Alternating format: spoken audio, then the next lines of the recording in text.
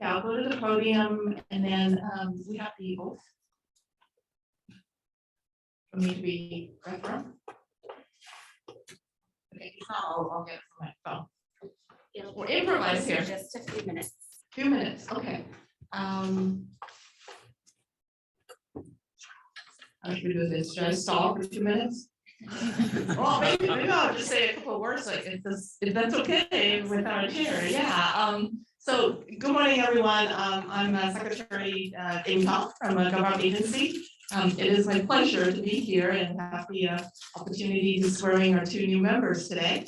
While all the logistics being worked out, I believe it or not, this is actually the first time I met Marianne in person. That sounds like such a familiar story that we hear these days now, right? With COVID and all that. And thank you, Amy. We have 2 Amy's here, and all, you know, often our last name get mixed up. And thank you for kind of leading this entire effort. And I can just express how appreciative we are to have this entire council. Oh, we have our friends from CDE. Good to see you. This is a great effort, and with all of your involvement and engagement and investment of time. So just on behalf of Gumbob Agency and administration, really, really thank you guys for this engagement.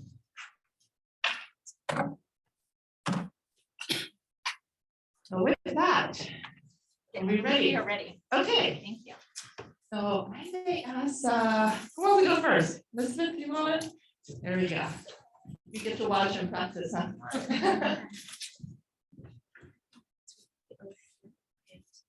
Okay. All right. I should give the mic to you, okay, because I think it's more important to hear you than me. Okay. Thank you. And camera somewhere. So camera somewhere. Yeah, camera somewhere. And if you could face me and with your right hand raised and repeat after me. Okay. Okay. I say your name. Elizabeth Stephenson, Do solemnly swear do solemnly swear that I will support and defend that I will support and defend the Constitution of the United States the Constitution of the United States and the Constitution of the State of California and the Constitution of the State of California against all enemies, against all enemies, foreign and domestic, foreign and domestic, that I will bear true faith that I will bear true faith and allegiance and allegiance to the Constitution of the United States to the Constitution of the United States and the Constitution of the State of California, and the Constitution of the State of California, that I take this obligation freely that I take this obligation freely without any mental reservation without any mental reservation or purpose of evasion, or purpose of evasion, that I will well that I will well and faithfully discharge and faithfully discharge the duties which I am about to enter. the duties which I am about to enter. Congratulations. And we do have a oath. I'm gonna need your signature in a minute, okay? All right. All right.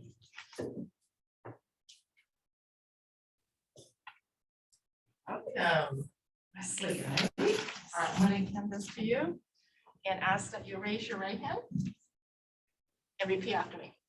I, Your name, Wesley Whitaker, do solemnly swear do solemnly swear that I will support and defend that I will support and defend the Constitution of the United States, the Constitution of the United States the Constitution of the State of California, and the Constitution of the State of California against all enemies, against all enemies, foreign and domestic, foreign and domestic, that I will bear true faith and allegiance that I will bear true faith and allegiance to the Constitution of the United States to the Constitution of the United States and the Constitution of the State of California, and the Constitution of the State of California, that I would take this obligation freely that I will take this obligation freely without any mental reservation without any mental reservation or purpose of evasion, or purpose of evasion, that I will well and that I will well and faithfully and faithfully discharge the duties discharge the duties upon which I'm about to enter. on which I am about to enter. Congratulations. All right, thank you. Marianne, back to you. Thank you so much, Secretary Tom. That's Amy. you so much. Well, once again, good morning and welcome to our third governing board meeting for the Cradle-to-Career system. I'd like to welcome all of our board members present here today, as well as members of the public. We're so excited to have everyone be as engaged and ready to participate in helping to move this data system forward. I think it speaks well and highly of this state to put forward this monumental effort. We know that there's going to be a lot of hard work ahead of us, but of course, we're all here with our passions at the ready to work hard and make this happen. So during today's meeting, we will hear our agenda, just a quick overview of our agenda. We will hear a couple of remarks from our executive director, Mary Ann, who will be right back. I apologize, this morning we had a little bit of logistics glitch, so we're sort of working through that, so bear with us. Along with that, we have a couple of votes, that discussion and notes that will be before us. That's the governance manual discussion, as well as our incoming board chair election and the advisory board discussion. And then we'll also hear about ad hoc committees and task forces. So as you can see from the agenda here, we've had a couple of ad hoc committees that were active since our last board meeting. So we're excited to hear about the progress of the work. Just as a quick reminder for everyone in the room, please do speak up and say your name before you add your comments so that we can capture them.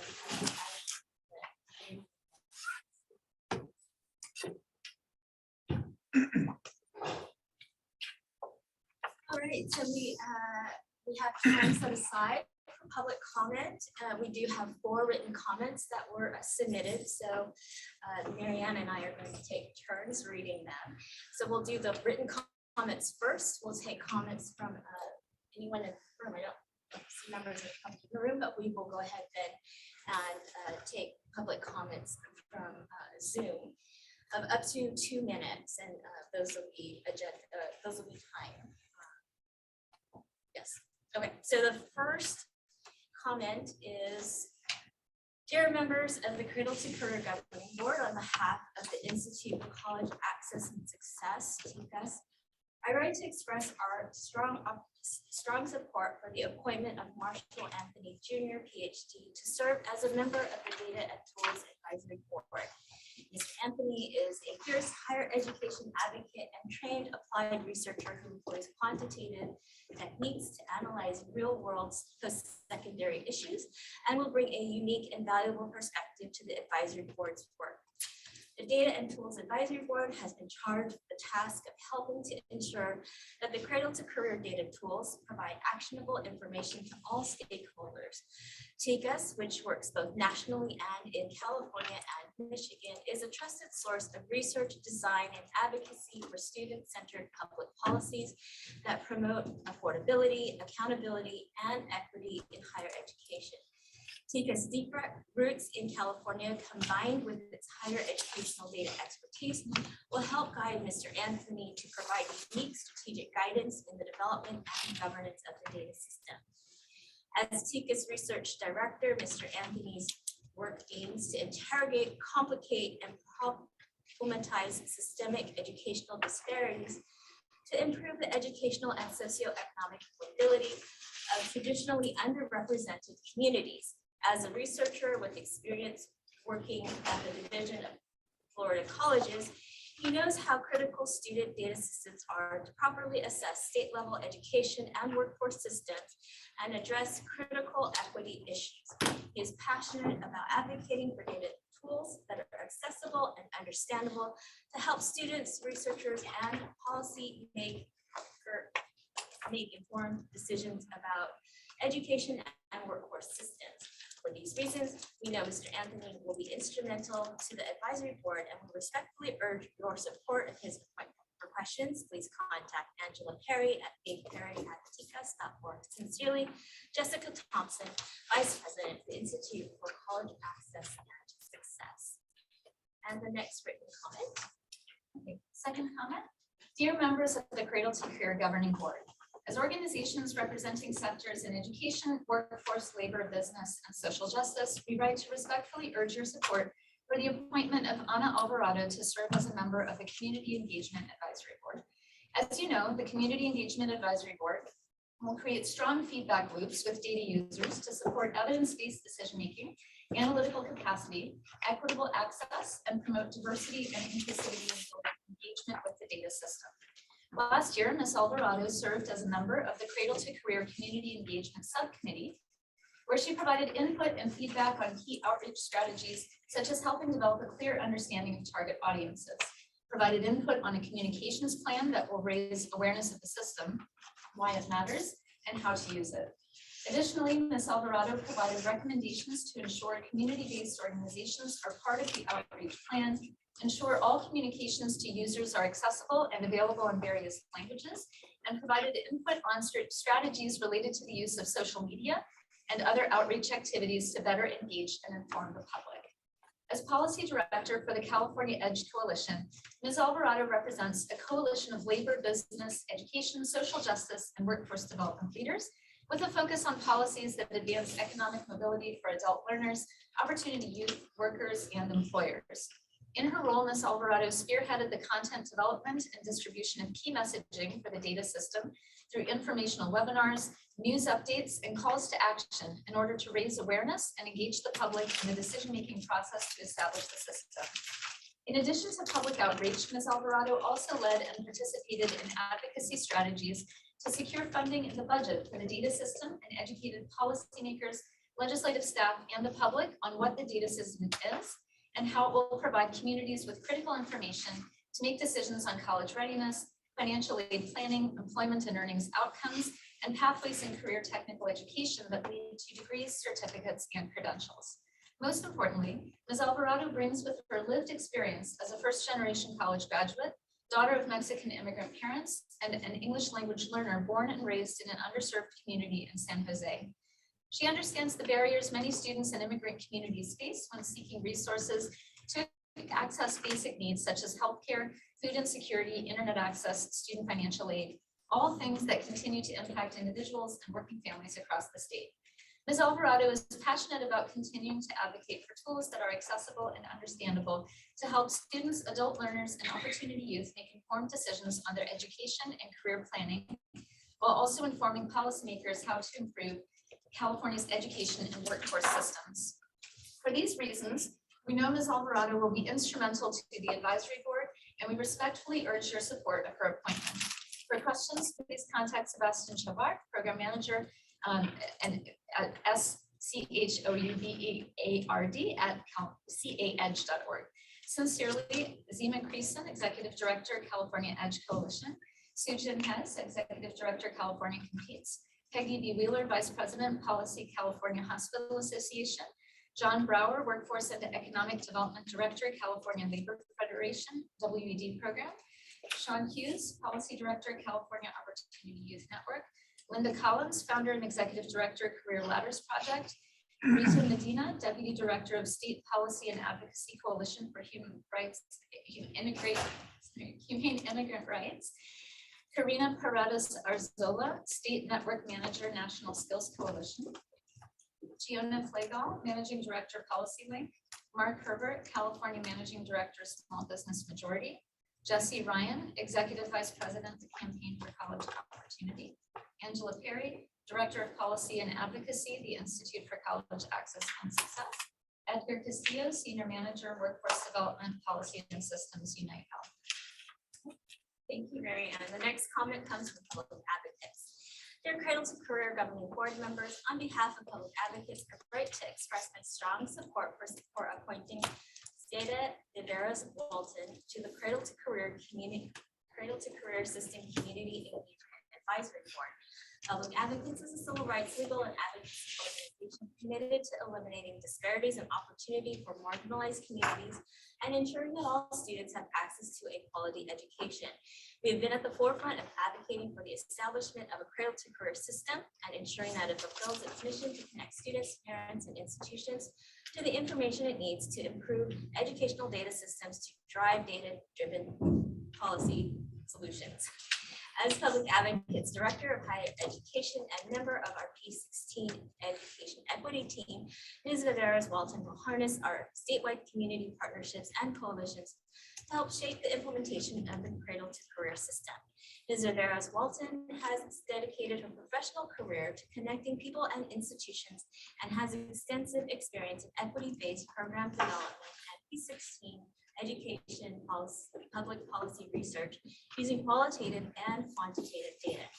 Additionally, she spent 6 years leading a place-based Cradle-to-Career initiative focused on educational equity and was responsible for translating these indicators into easy to understand public dashboards to keep the community at large abreast of challenges and success. Ms. Viveros Walton has demonstrated commitment to improving educational access and quality for California students and will bring that valuable experience to the Community Engagement Advisory Board. Thank you for your leadership as you work to launch this historic data system to help Californians reach their academic and career goals. If you have any questions or would like to discuss my support further, please contact me at gmayor@publicadvocates.org. Thank you for your consideration. Guillermo, Mayor, President, and CEO. Your fourth public comment. Dear Cradle-to-Career Governing Board members, on behalf of the California Higher Education Equity Coalition, we write to thank you for your leadership in selecting immensely diverse advisory board members to the Cradle-to-Career System Data and Tools Advisory Board and the Community Engagement Advisory Board. As leading organizations focused on educational opportunity and racial equity, we are proud to see several of our coalition members selected as state leaders to ensure that California has a laser focus on higher education access, success, and the closure of racial and socioeconomic equity gaps. We would like to thank you for the thoughtful selection of a number of our coalition members and express our continued support for their confirmation to their respective advisory boards. Data and Tools Advisory Board, Marshall Anthony Jr., PhD, the Institute of College Access and Success, Vikash Reddy, PhD, the Campaign for College Opportunity. Community Engagement Advisory Board, Ana Alvarado, California EDGE Coalition, Christopher Nellam, PhD, the Education Trust West, Sasha Perez, the Campaign for College Opportunity, Sveta Viveros Walton, Public Advocates. Advisory board members are critical in shaping a successful Cradle-to-Career system, helping ensure that the data tools provide actionable information and that the public can use these tools to support evidence-based decision-making. These individuals have and will continue to demonstrate a commitment to improving educational access and quality for California students and will bring that valuable experience to these boards. Thank you for your continued leadership as we work to launch this historic data system to help more students reach their college and career goals. We look forward to the groundbreaking work that the Cradle-to-Career System Data and Tools Advisory Board and the Community Engagement Advisory Board will embark on. If you have any questions or would like to discuss our support further, please reach out to Katrina Linden, Senior Legislative Affairs Manager at the Campaign for College Opportunity at katrina@collegecampaign.org or 714-679-9402. Thank you for your consideration. The California Higher Education Equity Coalition, Sujin Hes, Executive Director, California Competes, Brian Rivas, Senior Director of Policy and Government Relations, the Education Trust West, Zima Creason, Executive Director, California EDGE Coalition, Jessica Thompson, Vice President, the Institute for College Access and Success, Jesse Ryan, Executive Vice President, Campaign for College Opportunity, Sveta Viveros Walton, Director of Higher Education, Public Advocates. Thank you so much, Marianne. So at this time, we're taking public comment, and I am not seeing public comment in the room, so we'll move to Zoom. And Rigel, do we have public comment? Yes. So first we have public comment from Sveta Viveros Walton. I will promote you to panelists now.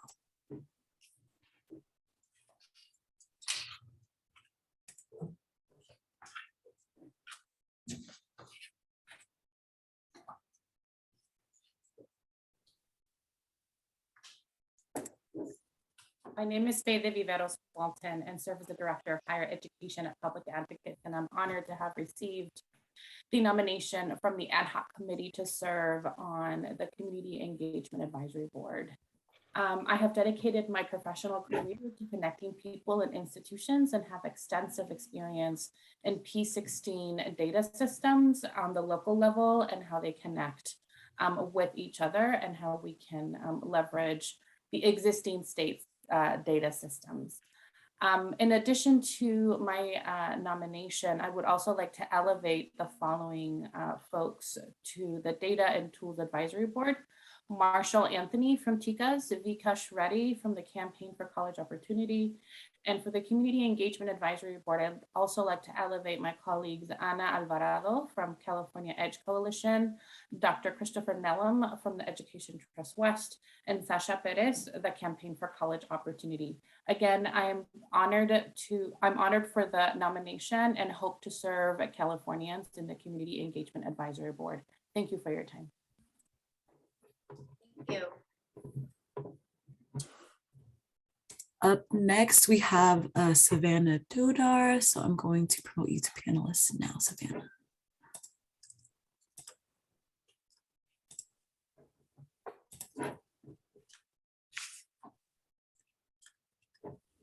Good morning, members of the Cradle-to-Career Data System Governing Board. My name is Savannah Dudar of the Campaign for College Opportunity, speaking on behalf of the California Higher Education Equity Coalition, a coalition of organizations focused on racial equity, college opportunity, and diversity in state leadership. We appreciate your thoughtful and intentional leadership in identifying a slate of advisory board members who reflect the demographic, racial, ethnic, and regional diversity of the state. With that, we would like to express our continued support for the following final candidates. To the Data and Tool Advisory Board, Dr. Marshall Anthony Jr. with the Institute of College Access and Success, Dr. Vikash Reddy with the Campaign for College Opportunity, and to the Community Engagement Advisory Board, we are supportive of the following candidates. Ana Alvarado with the California Edge Coalition, Dr. Christopher Nellam with the Education Trust West, Sasha Perez with the Campaign for College Opportunity, and Sebede Vivieros Walton with Public Advocates. These candidates will undoubtedly demonstrate a deep commitment to supporting California students through the Cradle-to-Career Data System Advisory Boards. Thank you for your continued leadership and consideration of these candidates.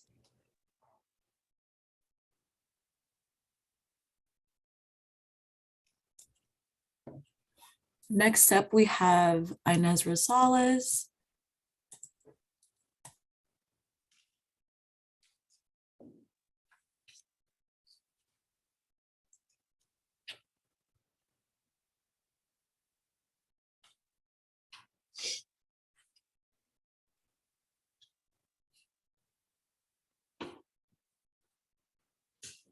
Hello.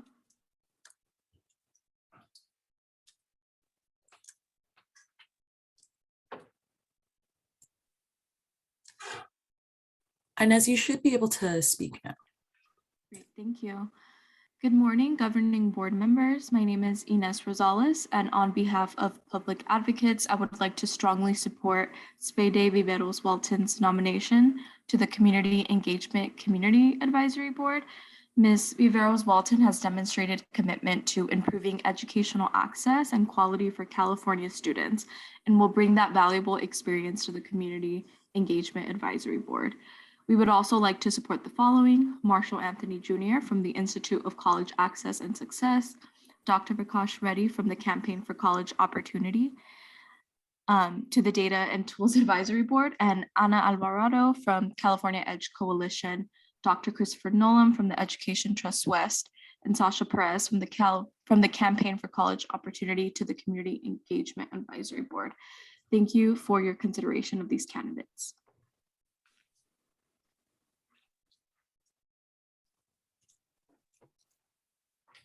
And next up, we have Jackie Neverez.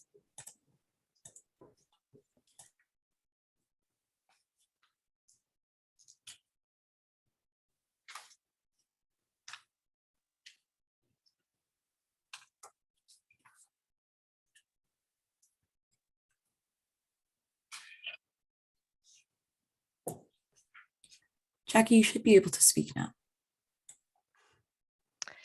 Hello, Governing Board, honorable members for the Cradle-to-Career Governing Board. My name is Jackie Navarez. I am a practitioner in the K through 12 space in Sacramento. I just want to thank the Governing Board for the consideration to be a finalist for the 2022 Community Engagement Advisory Board. I'm just very appreciative and delighted to be able to represent my area, having been a practitioner in both the educational and mental health space for over 20 years. And I just want to assure the board that I will do my very best to advance the equity stance that we all are reaching for in our state regarding career and college. So I just thank the board for allowing me the nomination, and I just appreciate the consideration. Thank you so much.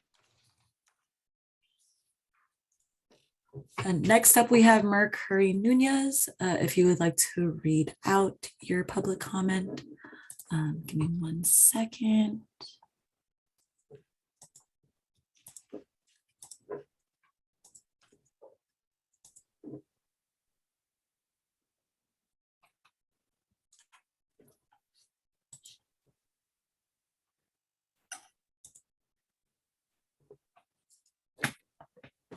Good morning. My name is Meredith Curry, and I'm the Executive Director of the Northern California College Promise Coalition. Our coalition brings together over 30 member organizations, cities, and mayors to make college accessible and affordable. Our vision is to end income and wealth disparities, and NCCPC is the backbone organization that coordinates the collaboration for collective impact. I want to thank the Cradle-to-Career Governing Board for your consideration of the candidates presented to you today. I want to specifically encourage your strong consideration of Dr. Christopher Nellum, Speda Viveros-Walton, Jackie Navarez, Marcos Montes, and Nancy Jeditis, who are finalists for the Community Engagement Advisory Board. I also want to thank you for your consideration of Brendan Livingston as a finalist for the Data and Tools Advisory Board. Each of these leaders are respected advocates in their communities and across the state, are committed and heart-centered champions of educational equity and social justice, and have the expertise, lived experiences, and networks to inform an effective, transparent, and efficient cradle-to-career data system in the state. I'm also honored to have received the nomination and to be considered as a finalist for the Community Engagement Advisory Board. I have extensive experience as a leader of college access programs, my prior experience with the California College Guidance Initiative, and my current role with this coalition. I'm eager to support the Cradle-to-Career Data System Office to strengthen the conditions for students to thrive in California. I'm very grateful for this opportunity to serve students and families across our great state. Thank you for your thoughtful consideration of these candidates.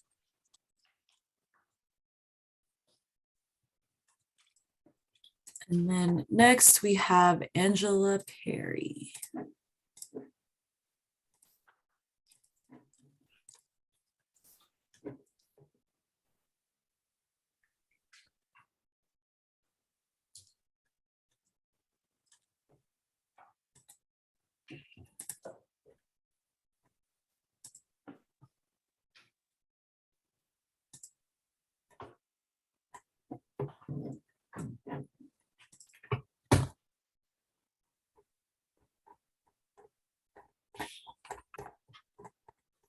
Good morning.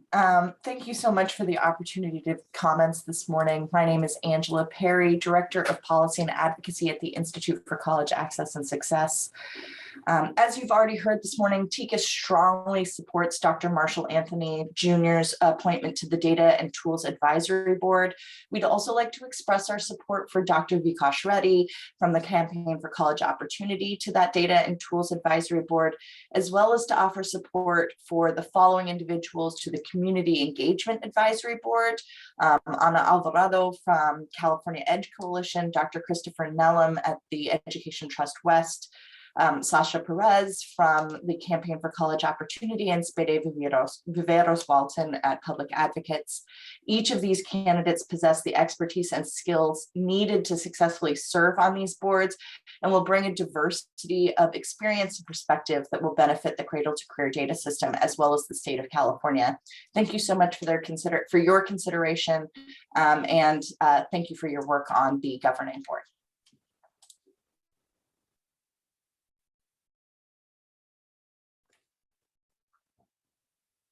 Thank you so much for public comment. Our next item on the agenda is an update from our executive director, Mary Ann Bates. Thanks so much, Amy. So our last meeting, I think I was 10 days in to being in this job. So now 3 months and 10 days in, and it's really fun to be back together like this. So I have a couple of updates I wanted to share with you on milestones that we've accomplished in the last quarter together. So the first one, as you all know, the 2 legal agreements have been signed. So our business, participation agreement and the master data exchange agreement. There are 16 signatories. Many of you here in this room represented, and your agencies and departments signed it. This is an unprecedented collaboration across the state. We're really excited about it because it enables the initial build of the data system. It enables the important work that we want to do. So this is a major milestone. I know it's been 2 years in the making, and that there were many conversations throughout the planning process, continued conversations over the past few months. And I just wanted to thank all of you for the work that you did in helping everyone come to agreement. Many thanks to your legal teams for their very careful and thoughtful review and recommended updates and suggestions for them. I also want to especially thank Ron, our legal counsel, who coordinated the process and kept track of many complex edits and different signing processes. So a huge thanks to Ron as well. I will note, after we conclude our formal meeting, we'll have a informal social hour afterwards for a bit to just celebrate this together after the meeting. So again, huge thanks to all of you. Incredibly excited that we have hit this milestone. So that's update number 1. And you can see that the signatories, it's very small on the page here, but that's the list of the 16 different entities that signed. So just want to reflect on that across many different education segments, health and human services, labor, and AICCU, right? So it's not just within the state, it's also beyond state entities. It's just very exciting. So our next exciting update, yesterday afternoon, we released our RFP for the Cradle-to-Career System Integrator. So this is the initial RFP for building out our work. I want to give a few thank yous here as well. First and foremost to the folks on our team who led this work and built out the RFP. It was a lot of work and a lot of detailed thought went into it. We also had many partners across different state agencies who reviewed and supported our team during the process of preparing the RFP. So Department of General Services, including their Office of Risk and Insurance Management, California Department of Technology, including enterprise architectures, statewide technology procurement, project approvals and oversight, as well as GovOps. A few thoughts on this. So we're doing our work in accordance with the state's Cloud First policy. We'll be using cloud infrastructure and services. We're using an agile approach. So this is a user-centered, iterative, and responsive approach that can produce value for students, families, practitioners, administrators, researchers. And feel free to dive into the RFP and the very detailed statement of work for more details. But we're using a kind of component-focused approach. So similar to puzzle pieces that fit together well. When a component needs to be changed out, we can swap out that piece without having to kind of tear apart the whole system. So especially want to thank Joy Bonaguro, who's California's Chief Data Officer, for her leadership and direction in conceptualizing the RFP and working with our staff team and spearheading the development of that too. So this is a really exciting milestone. It also means that we as Cradle-to-Career currently have a live solicitation. So I wanted to just mention one thought on that. Because we have an open solicitation, it's important for us as Cradle-to-Career staff and for all of you as a board to just be thoughtful about our communications, in particular with potential vendors and people representing them. So I'll ask Ron to say a few words on this. Thank you, Mary Ann. Good morning, board members. A couple of sentences of advice. The RFP was live last night at 5:30. So for the next 5 or 6 weeks, we'll have a solicitation process. It's important to protect the integrity of the process. So our advice to you as members of the board, if a member of the public, a member of industry reaches out to you, either expressly about the solicitation or some language that suggests Cradle-to-Career procurement, first advice would be perhaps communicate with Sydney, our board liaison, and she can give you advice about contacting the procurement officer for the solicitation, or a direct reference to where the solicitation is posted. But that's just the high level. Overnight, we will send each of you some links and some reference individually, some advice, where to find the solicitation posted, and how to contact the procurement officer at the Department of Technology if that's the choice. But bear in mind that the solicitation is now live, and we should protect the integrity of the process. Thank you, Ron.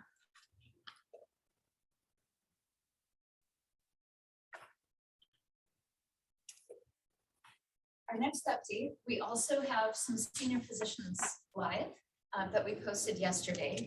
So there are 3 senior positions: a director of data infrastructure, who will be building out the infrastructure of our data system; director of data programs, who will be spearheading our work around all of the dashboards and query builders and thinking about the research request process, and also working closely with CCGI on the scale up of California colleges and EDU. So director of data programs, and then a director of engagement, who's going to lead our comms work, our community engagement work, our legislative affairs work. So these are 3 really exciting positions that we'll be looking to fill. They're all CEA level, which means they're executive level positions within the state. We're going to build a remote centric team, so it's remote friendly. All of these positions, you can find them at our website /careers. So they're posted there. We have some flyers posted that then link to the Cal Careers job posting. Please encourage applications from your networks. We've talked a lot about the importance of building a strong team that reflects the diversity of California, and you can help make that a reality. Would really appreciate you sharing these with your networks, send them out in your newsletters, amplify our posts on social media, and encourage individuals to apply. So would really appreciate your support and help. We hope to get a large number of applications and really ensure that these job postings reach a wide range of communities and individuals who can really strengthen our work. So very excited to have these jobs posted. We will be posting additional jobs as well. Another position will be posted in operations in particular. So wanted to flag those and really appreciate your support and encouraging people to apply. One quick note also for those of you who are listening in and members of the public, please apply and please help amplify these jobs as well. We really appreciate all of the work that you all who've been so engaged in this work have already provided. Next update. So at our last meeting, we had a really engaging update from CCGI and heard from student and practitioners about how the California colleges .edu tools are working. I just wanted to flag with the increased investment in the platform and the removal of the cost barrier, because now school districts can access these tools for free, there's been an uptick in interest. And CCGI has shared with us the tools are slated for use by an additional 200,000 students in fall of 2022. So I wanted to share that update with you as well. It's exciting news. And we're also launching something called Community Conversations. So the motivation for this was just reflecting on the fact that during the planning process, Kathy and her team held over 100 open meetings in the course of 18 months. It's like 2 a week. It's a lot. And that was incredible. I think the power of all of that community engagement resulted in the foundation that we're starting from now. Having quarterly governing board meeting it feels like it's not quite frequent enough for touch points. And so what we're hoping to do is to complement these formal governing board meetings where we have public comment at the beginning with much more informal community conversations that we have. We as an office are hosting on Zoom. The first one will be on June 8th. So this is an opportunity for anyone who's interested in our work to dial in, hear about some updates from our work, ask questions, make suggestions, and just have more frequent touch points with the communities who've been so engaged in this work. So if you're listening in, please join us. And we're really looking forward to meeting you there. So in sum, these are the milestones that we just covered. Wanted to give you a quick update as well on budget. So we're in discussions with the administration about ways to use the one-time startup funding from the current fiscal year and future. No clear decisions yet, but more information to come when the main revise is released, and I'll be giving more formal updates on that information in future meetings. So that concludes my update. I'm happy to take any questions if there are any.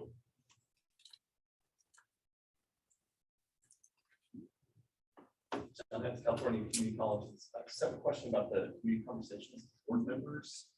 Problem that multiple board members and that community conversation. Thank you for asking that question. This is intended as an informal conversation with community members. And you're correct that if more than 2 board members were to join such a conversation, we would then have Bagley team rules in effect to need to meet in person. We're intending for these to go. So thank you for the clarification.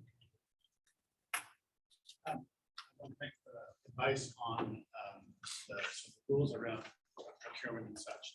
Just having been in a number of these over the years, I know how squirrely the process can be. I also know that we all have relationships with people in lots of different places. And so I think it's wonderful to be offering to screen that activity. I know it helps me because a lot of times if I've got somebody at the office to be able to say, no, we're in the middle of a procurement, it's the door slammed shut, you can't talk to them. I think it helps us all too. And I also think from that perspective, it helps the potential partners in the equation too, because they don't want to be themselves thrown out of a process because they didn't follow the same process that we're all trying to. Appreciate that. Thank you. Thank you so much, Mary Ann. And I just want to echo what Gavin had said as well. Thank you, Rod, for just, stepping in and providing that just-in-time guidance for all of us. I think it's really important to remember that we're all in this together, and we do want to make sure that we're following the rules appropriately so that we can move forward in a timely manner. This is one of those things where it's, I think I've said this before, where it's up to us, right, to move this process forward. It's up to us to build the system, not just for Californians, but by all Californians. So as Mary Ann said, do reach out to your networks to ensure that we're having that representative diversity and kind of keeping that in mind. The next item up here on our agenda today is governance manual edits. And so I'm going to turn this over to Gavin Payne to take us through the activities from that ad hoc committee. I'm speaking on behalf of the ad hoc committee today, whose names you see up there. Sort of as we have done when we have sort of had need that was sort of detail-oriented need against something, and this ad hoc committee process is a good one for us to be able to do that. And we'll talk a little bit more about how that gets done, and it's talked about in the manual. I referenced that to you all, the manual, the edited manual that was sent to you. And we'll ask questions at the end too. I want to thank the ad hoc committee members for the process through Chris Virtuelli, Meredith Lee, myself, Robert Gorda, and Jerry Winkler. We had 3 meetings, essentially 3 activities to do this work, 3 public meetings, bookending a sort of a technical edit by a couple of liaisons, which was Chris and myself. If you remember, this is our sort of foundational document. I can't recall any time in my sort of experience in state government where we have had such a comprehensive sort of guide manual activity that has taken place over the 18 months of planning around this. We had it was a sort of really robust process, and I think it has helped the team and the staff in the office get off to a great start. It's also sort of as we talked about at the last board meeting, it's sort of one in a constellation of sorts of documents that we have to guide our activities, some ranging from law to regulation to items like this, which is sort of the document that we count upon to both reference what has gone on before and to give us a pathway going forward. And so a lot of the edits that you'll see, that you do see in the document, are edits that are sort of that going forward place to sort of take what was done in the conversations over the last 18 months in the abstract and put them into a sort of the conventions of government, as it were, sort of going forward so that we can all talk the same language and the agency can talk the same language forward. The edits are, as you see here, so that we had a bunch of agreements around what when we wanted to edit the manual, when we wanted to sort of review it. It's a living document, so that we sort of established a process for ourselves to at least take a formal look at it once a year. But in many instances, it may not require things to be changed, for instance. The preface talks a little bit about some of the detail in that as well. Let me just sort of give you one of the convention pieces that we talked about. We spent a lot of time in the planning process, for those of you who might not have been participating at that point, about the managing entity, right? As an abstract, as a thing that we wanted. Because of the law, because of what we've got, because of what we have created, that managing entity isn't really a thing. The office is the thing. So you'll see that Kathy has done a cut and replace throughout the document that says anytime where we had managing entity, the example is that's where that has changed to the office, so that we are really clear about who's doing what and where and that kind of stuff. Made a number of changes in the governance part of the equation too. Talked about a little bit about sort of rules of engagement and communications, responsibility of the different boards and roles, and the advisory boards as well. Spent a good deal of time sort of talking deeply about sort of what is positioned where, right, and sort of took that and changed it in roles and responsibilities chart as well. We talked about the pattern and the schedule of meetings. We had talked in the abstract again about how we want to do that, but when it comes down to it, the office has to do some serious activity around scheduling many of our meetings, whether they're ad hoc or advisory board or our board here. And so we tried to sort of mark that down as here's the benchmarks that we're going to do, that we're going to sort of try to follow in setting up those meetings, elections, that sort of thing. The document clarifies how alternates are appointed. It's a sort of a topic of conversation for a lot of folks. We have some new folks here today. And clarifies that the original appointing authority is the appointing authority of an alternate. The governor has entrusted me with this position, but I don't think the other Gavin would entrust me to pick who my alternate is, and so it is his purview to do that, right? So I think that was an important distinction that we made, and we sort of made that, put that in the governance manual. We sort of have this process of now having and we'll have an election today about a board chair and a board chair elect to sort of get ourselves to a place where we're doing good succession process within a board and within those activities. We did a little bit of work on ad hoc committees and how they're created and how they operate, and we'll continue doing that, sort of iterating on that as we go. Communications, sort of responsibilities, the idea, same as sort of around the notion of using the office to screen incoming from various folks, whether they're members of the public or whether they're potential partners or vendors. The same sort of goes, the same activity goes for communications, because very often the number one, the office has an obligation to sort of screen it to make sure that we're all on the same page ourselves in communicating about what's going on. And secondly, it's the right place for that kind of activity to happen. And so it sets up our obligations vis-a-vis communications.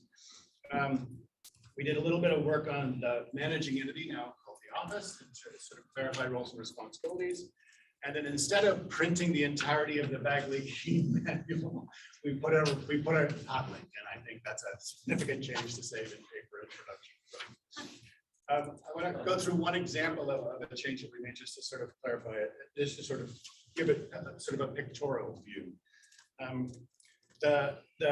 And the example that came up in the conversation was that sort of the notion was how's the flow of information happen between the advisory boards, ad hoc committees, task forces, other groups that happen, and sort of how does that information flow to us as the governing board? And this is the new chart that is proposed in the governing manual.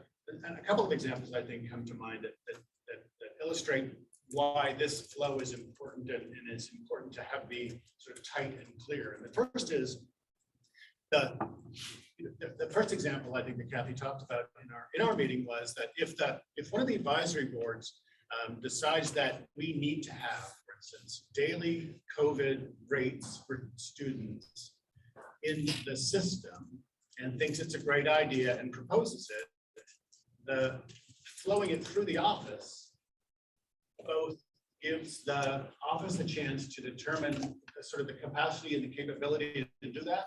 You know, obviously, in this instance, it's not a CalPATS collection. Sort of collecting that kind of data on a daily basis from districts and sites would be a massive challenge. But also the legal hurdles that might face that. And we all have dealt with FERPA regulations and HIPAA regulations and other things like that, that would actually be an impediment to collecting that kind of data that is identifiable for students, obviously. And so the office itself has a sort of a very crucial role in filtering and giving context to the recommendations from the advisory board to the governing board itself.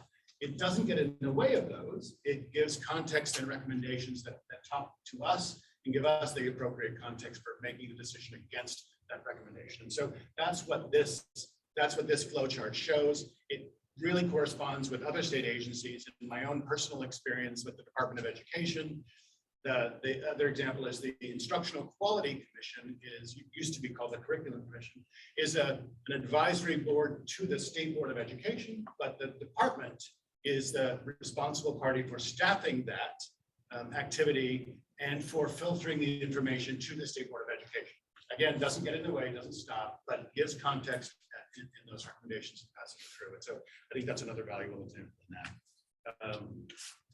From that sort of piece of the manual that we took care of. Again, I just wanted to reference the manual is the first thing on the left. This is the slide that we had last time talking about the tools in our toolbox, ranging from less formal sort of operational ideas and guiding principles that we all are committing to behave against, towards to the farther end, and there's sort of the other set of tools that Marianne and team are going to have over the years that require some sort of firm legal underpinning for regulations and policies. And so I just wanted to sort of throw that up so people sort of referenced again and place the board manual in the context against all the tools that are available. Any questions from board members to the ad hoc committee? We'll all try to duck them as easily as we can. Sorry. More smart ass than I should have been, I apologize.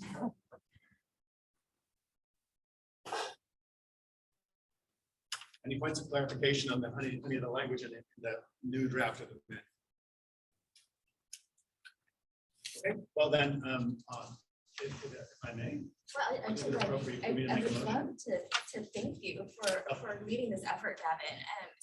And also definitely thank Meredith and Jerry and Chris and Robert for being part of the ad hoc committee. As we all know, yes, I think that's all. As we all know, the governance manual isn't the most exciting, glamorous, probably piece of work that will happen with our group, but I think it's really important to establish these foundational pieces so that we can build these relationships, but also, in going forward, because this is a long process and thinking about succession and thinking about sustainability, these are all important concepts that we're starting to see baked in to how we work with each other in this whole process. So thank you so much for that. I would love to consider it. If I may, I move that the governing board adopt the edits made by the governance manual ad hoc committee to the Cradle-to-Career governance manual. So we have a motion from Gavin Payne. Do we have a second? Salavina with the second. Let's do a roll call vote for us. Sure. Lande? Sorry, let me go ahead and make sure that I reference the differences in the vote. So we may vote yes with reservations, no, and abstain. So those that are voting yes with reservations, no or abstain will have the opportunity to provide comments so that we can capture them in the minutes. Sylvia Alba. Yes. Marisol Lavina. Yes. Carolina Cifuentes. Yes. Debbie Cochran. Yes. David DeGuire. Yes. Sean Elo Rivera. Yes. Amy Fong. Yes. Christopher Giueli. Yes. John Hetz. Yes. I move my cursor. Jackie Irwin. Yes. Susan Jess. Yes. John Laird. Yes. Here, yes. Meredith Lee. Yes. A little different today. So Superintendent Penny is Elizabeth Stephenson. Yes. Gavin Payne, Yes. Patrick Perry, Yes. Robert DeGorda, Yes. Tom Blue, Yes. Barry Winkler, Yes. Javier Romero. Yes. That's it. All right. We have a unanimous vote for yes for all those that are. So just to recap, we have a count of 20 for yeses and we have 1 absent. So the motion carries. Thank you so much. Wonderful, thank you.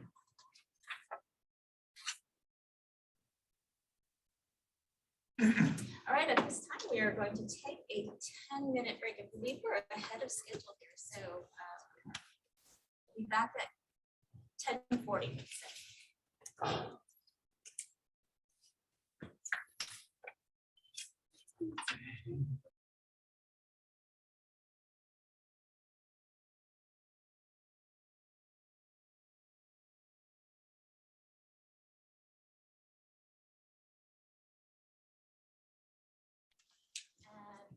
I just realized while we're on recess that while I can see and we can also see each other, I know who everyone is in the room. I'd actually like to just take a quick minute for us to go around the room, say who you are and your organization, your agency, both board members and alternates. Starting with Sean. Hi, everyone. Shawnee Rivera, San Diego City Council. David DeGear, Commission on Teacher Credentialing. Marisol Viña de California County. Leslie Whitaker, alternate for Robert Taboyda, Revival Strategy. And alternate for John Fusion with Senate State and Subsidization. John Hess, California Community Colleges.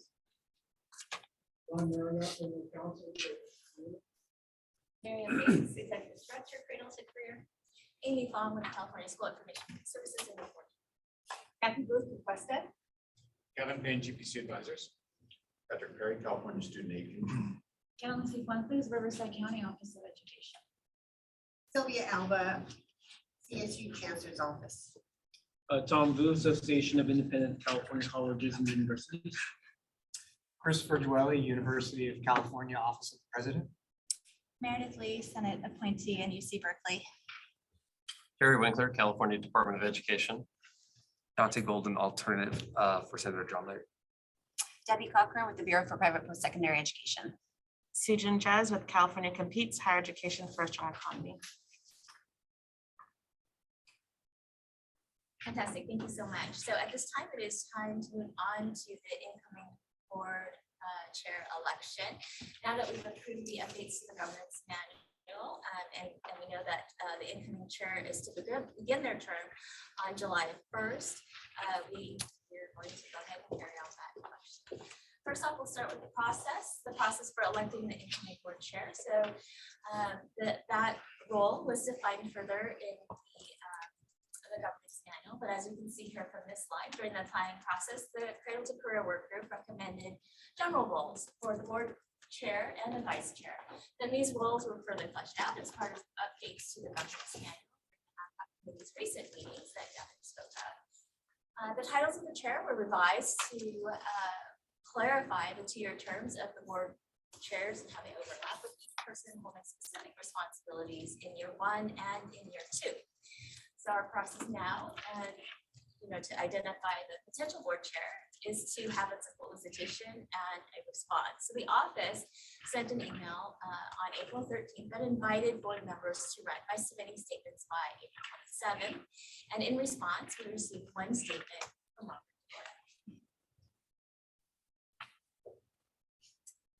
And you all have his statement in your board packet. Do we have any questions or comments for Robert?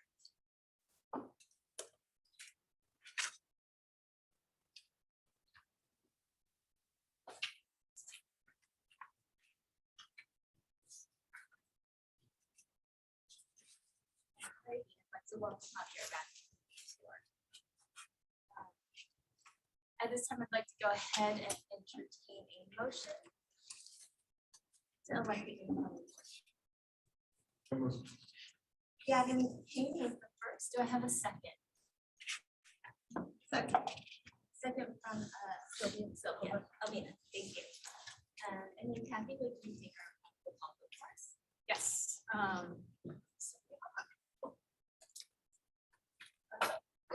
We're doing the roll call vote. So how do you Oh, vote? yes, I am glad you are, yes. There's a protocol. Carolina Cifuentes. Yes. Debbie Cochran. Yes. David Figueroa. Yes. John Miller Rivera. Yes. Amy Fong. Yes. Christopher Giueli. Yes. John Hess. Yes. Jackie Irwin. Yes. Susan Jens. Yes. Dante Gold. Yes. Meredith Lee. Yes. Elizabeth Stephenson. Yes. Gavin Payne. Yes. Patrick Perry. Robert DeGorda. Charlie Manning. Or are you voting? Okay. Tom Booth. Yes. Barry Winkler. Yes. Javier Romero. Yes. It is unanimous, yes, except for our one missing member. All right, so just to recap, we have 19 yeses, 1 abstention, and 1 not present. Correct. I did just say it's not present. Not present. So the motion carries. Congratulations, Robert. Thank you so much.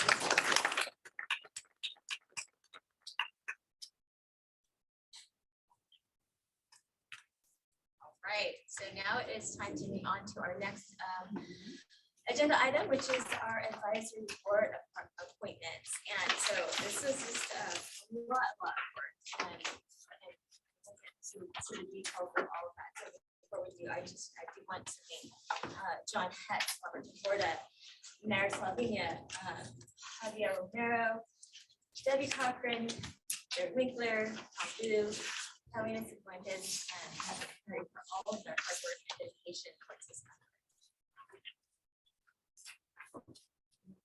Kathy, yes. So I thought it would be helpful just to remind everybody what we were thinking about when this advisory board structure was created, particularly because the one place where there were changes made to the recommendations of the planning work group was in the governance structure. So early on, we were really thinking about how we could codify the voice of the public in the work of the data system. And so in the original proposal that came from the planning group, there was more public representation than pretty much in any other state, except for potentially Maryland, but they have a much smaller board. And yet we felt that we didn't have enough clear opportunities for feedback. So based on some recommendations that came from a community engagement subcommittee that was made up of 30 members of the public, the idea was to have these 2 different advisory boards, one of which was going to really focus on that act of engaging broader communities to make sure people knew about the data system, that they understood how to use it, that they were helping to shape its development, and they could be co-interpreters of the information that was being presented through those systems. And the second one that we really look at the nitty-gritty of the data and the tools, what was happening with the data definitions when you're trying to merge the different ways each of the agencies construct a category like race and ethnicity, making sure that as the tools get developed, they're really structured in a way that is producing the types of things that were intended from the folks who are actually on the ground using those tools. So in those original recommendations, we said that the membership of those 2 boards should be completely members of the public. And there was a pretty extensive debate about what that meant. We even came up with a potential list of all sorts of different categories of people. But in the end, the recommendation was to not get too specific. So we sort of had an exemplar list, and you can see that up on the screen. So practitioners, families, students, adult learners and workers, community organization staff, research organization staff, advocacy organization staff. But there was a desire to leave it flexible, because as the data system evolves, there might be other categories of people that would be really important to get input from. And so we do have in the governance manual this statement that the advisory boards will each consist of 16 public members. I'm calling this out because, as Gavin mentioned earlier, the governance manual is our chance to take the concepts that we talked about in abstract in the planning process and look at how they become real in implementation. So if as we're talking through the particular slate of candidates, we're realizing that we need to amend this. This is one of the reasons why we're going to keep looking back at that governance manual through our entire meeting today to make sure it's really representing what we intend. Now that we're looking at actual people that we want to appoint to those boards. The second thing that's really important, and this was fleshed out in the example that Gavin gave, was that we wanted the boards to be free to make whatever recommendations the members of the public felt were most useful. We didn't want to constrain that, but we definitely wanted to contextualize the information before it got to the governing board. So there's lots of things that we all wish we could have. As somebody who works with data systems, I often reference my desire for a data wand where I could just make some information appear. But that isn't how things work. We know from our state agency partners how hard it is to make sure that you've got appropriate structures and can provide support to the folks on the ground so they're not overburdened with data reporting when they're trying to deal with real human beings. So the idea is that these advisory boards are giving input, it's getting sort of vetted through the Office of Cradle-to-Career Data, and then is coming to you as the governing board to make decisions and recommendations about what should happen. So again, these concepts are all in the governing board manual, so the governance manual right now, but we should be looking at that. Are there any questions about what was intended in the planning process before we go forward?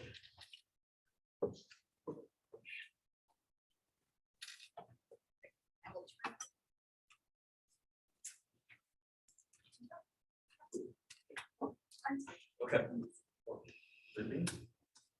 I'm happy to talk through the process if you want.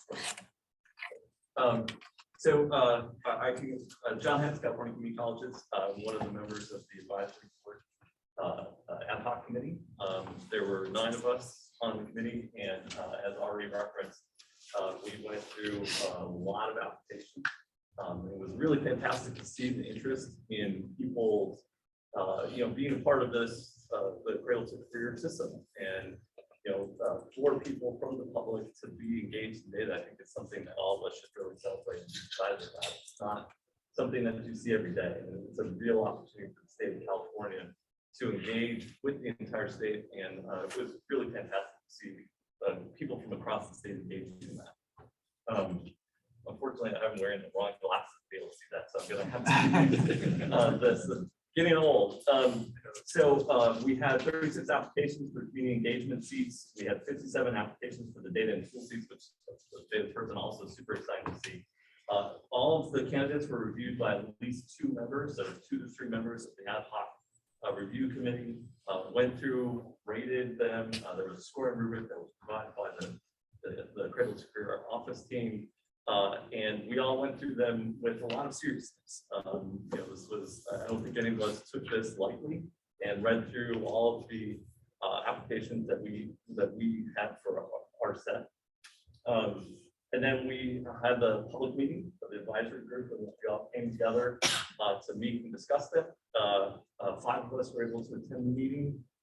Is that on the slide? It is? It's not in the next slide. Okay. So 5 of us were able to attend the meeting, and that gave us enough of the advisory board to move forward. We discussed a variety of questions. One of the things that did come up, we had a couple of candidates that were from organizations that had representation on our board. So we'll discuss that in a little bit.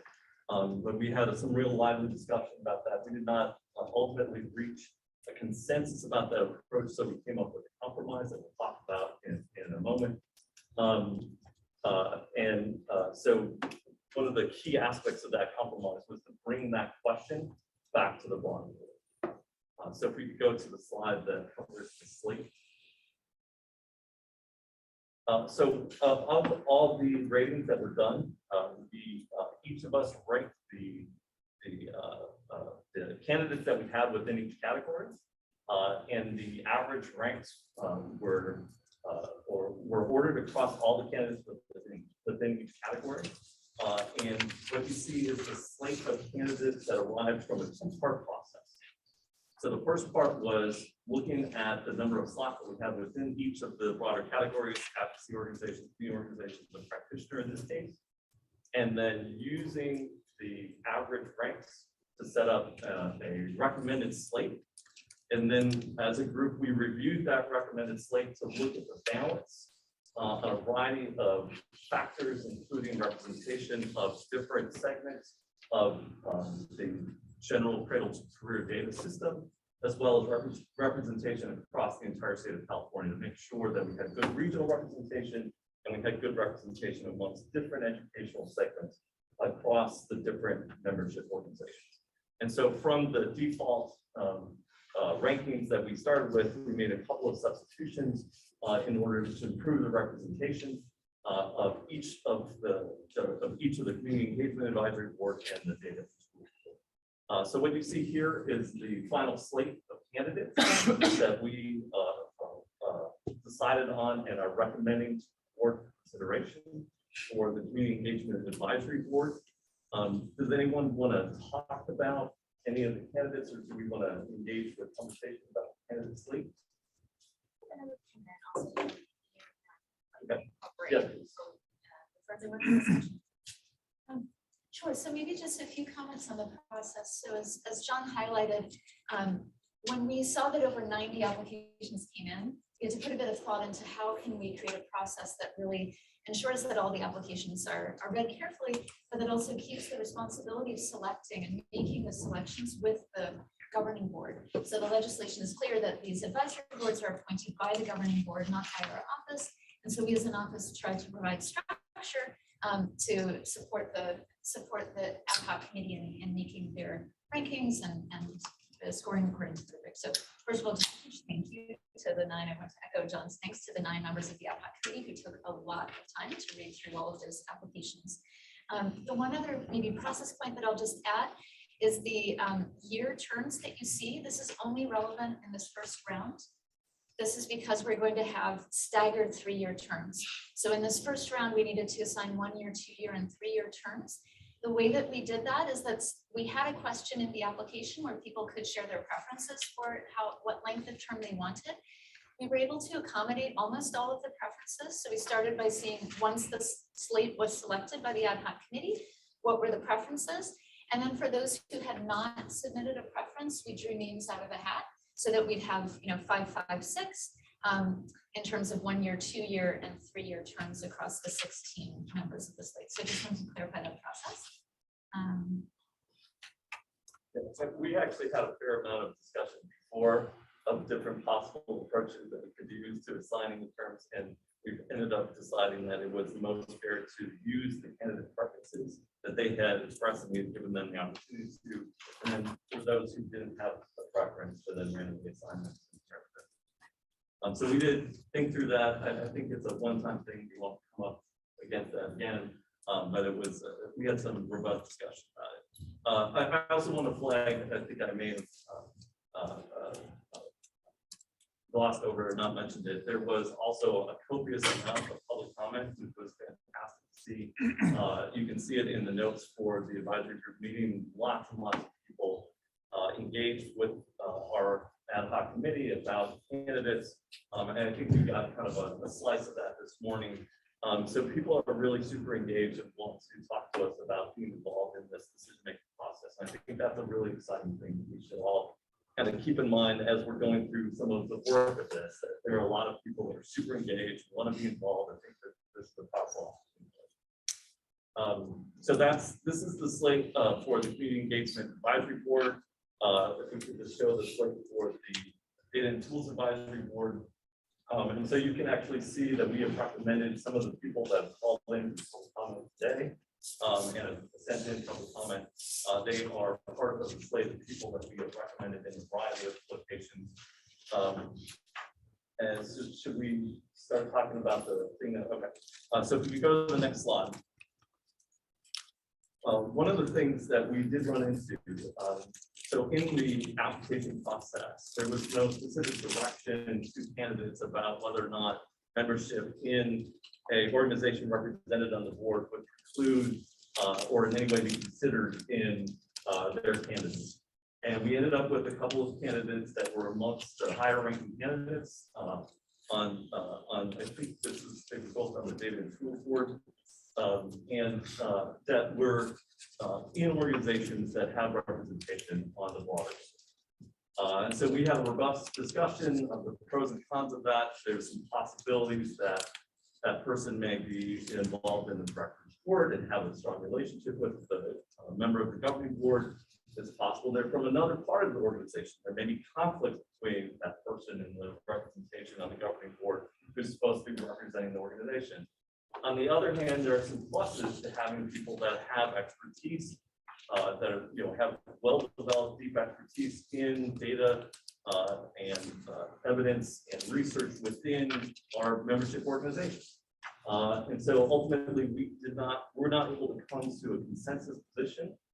So the consensus that we did eventually arrive at was to make a recommendation to the board that, given that we did not specify the candidates one way or the other, to go ahead and recommend the two members that the two candidates who say this carefully, the two candidates who are members of organizations represented on the governing board, but recommend them for 1 year. With the understanding that, and then to bring the question and that conversation here to the governing board so that we can discuss it as a collective. And one of the reasons we did that is that in one terms, there is no preclusion on reapplication. And so regardless, however we decide if that those individuals would like to reapply, there would be obviously an opportunity for them to reapply at the end of the year. And so the question we want to bring back is how, as a board, do we want to consider candidates from organizations that are represented here, especially in light of some of the conversations that Kathy has just shared with us. All right, so this is really an important sort of concept for us. So I just want to recap where we are. The advisory boards complement the governing board, and we have ad hoc committees that are extensions of the governing board. And they were kind of like the homework teams that we saw during the planning work group when folks were brought together to do some more detailed work. Then we have these advisory boards, which we're here to consider today, the slates. The advisory boards are providing recommendations to the board, and then the office, as we saw in that graphic, would then document the implications of those recommendations. So what we have here today is a default slate that's been recommended by the ad hoc committee, and we will vote on that in a bit. But what I'd like to do is, as John mentioned, we will have an open discussion on the question that was brought forward by that ad hoc committee to honor that question. In the future, we're, as we see here on the question, we'd like to clarify that eligibility for future years. I'm opening up to that for discussion among the board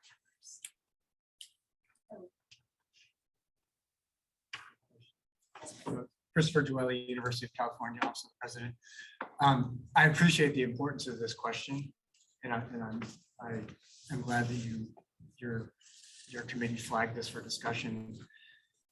My first question is how would we define organization represented to the governing board? Because I saw some of the finalists are, for example, part of UC campuses, but I'm from the University of California Office of the President. So how are we defining the organization that would be represented on the board?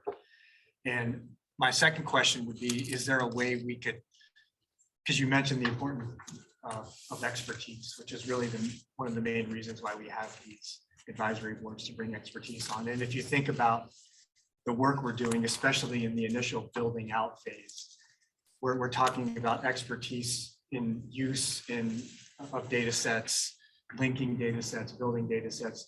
You're going to very quickly get to people who might work for some of the organizations writ large who are represented by the board. So I'd really just like to stress the importance of balancing the expertise we might get from those organizations versus conflict of interest that may or may not be there, given the scope and breadth of the organizations we're talking about.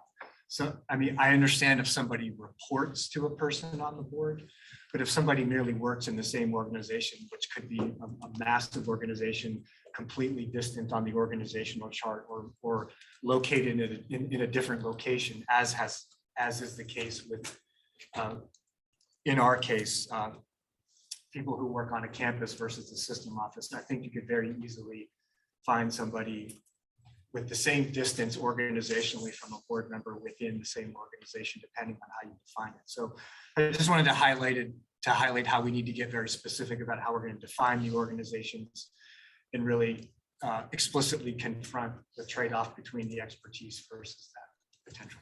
So I think you captured the debate that we had very well. Like that was exactly the trade-off that we kept going back and forth over which is why we brought it back to this group. On your first question of how we define the organization, we were defining it relatively narrowly. So the University of California System Office, the University of California Office of the President would be the organization. And so people from individual campuses wouldn't be counted. Same way, there's lots of K-12 practitioners, but they don't work for CDE specifically. In the California community colleges, there were some individual college members that applied, but they're not part of the California Community College organizational structure, Chancellor's Office organizational structure. So we defined it a little bit narrowly. Otherwise, that would have included participation from a wide variety of people. And so that I think also then gets to some of the possible answers to your second question. So what we're hoping for is that we're getting that level of expertise from practitioners throughout the segments that are doing the work on the ground, but not necessarily at the system office or broader organizational level. So we're hoping to still get that balance of expertise for people that are working with it to provide a different route for information to flow to the governing board through the office, where they can do some of the extra work of like, is this feasible? This is practical, those types of things to help manage what actually makes it from them to us, or not manage, but to essentially supplement the information that's coming from the advisory boards. I don't know if anyone else from that was in the meeting would like to comment. Robert Tagoda, you brought up some really great points, Chris, and I think some of the complicating factors for us included how do we want to use and leverage these advisory boards in order to hear from voices beyond our institution. So that's obviously one complicating situation. The other is there are other ways for technical expertise to make their way to. So for example, we haven't talked about task forces. That's in the governance manual. We'll be talking about a couple of the task forces later on today. So there are other ways for enlisting the expertise from our various institutions at play. So those are some, I would say, some balancing points to precisely the points that you made, but it is a complicated one because on the one hand, we don't want to preclude participation, especially with such a strong groundswell of support from stakeholders. On the other hand, we want to try to understand beyond our institutions what other layers of expertise may exist. And that was precisely what the ad hoc committee was wrestling with and wanted to do.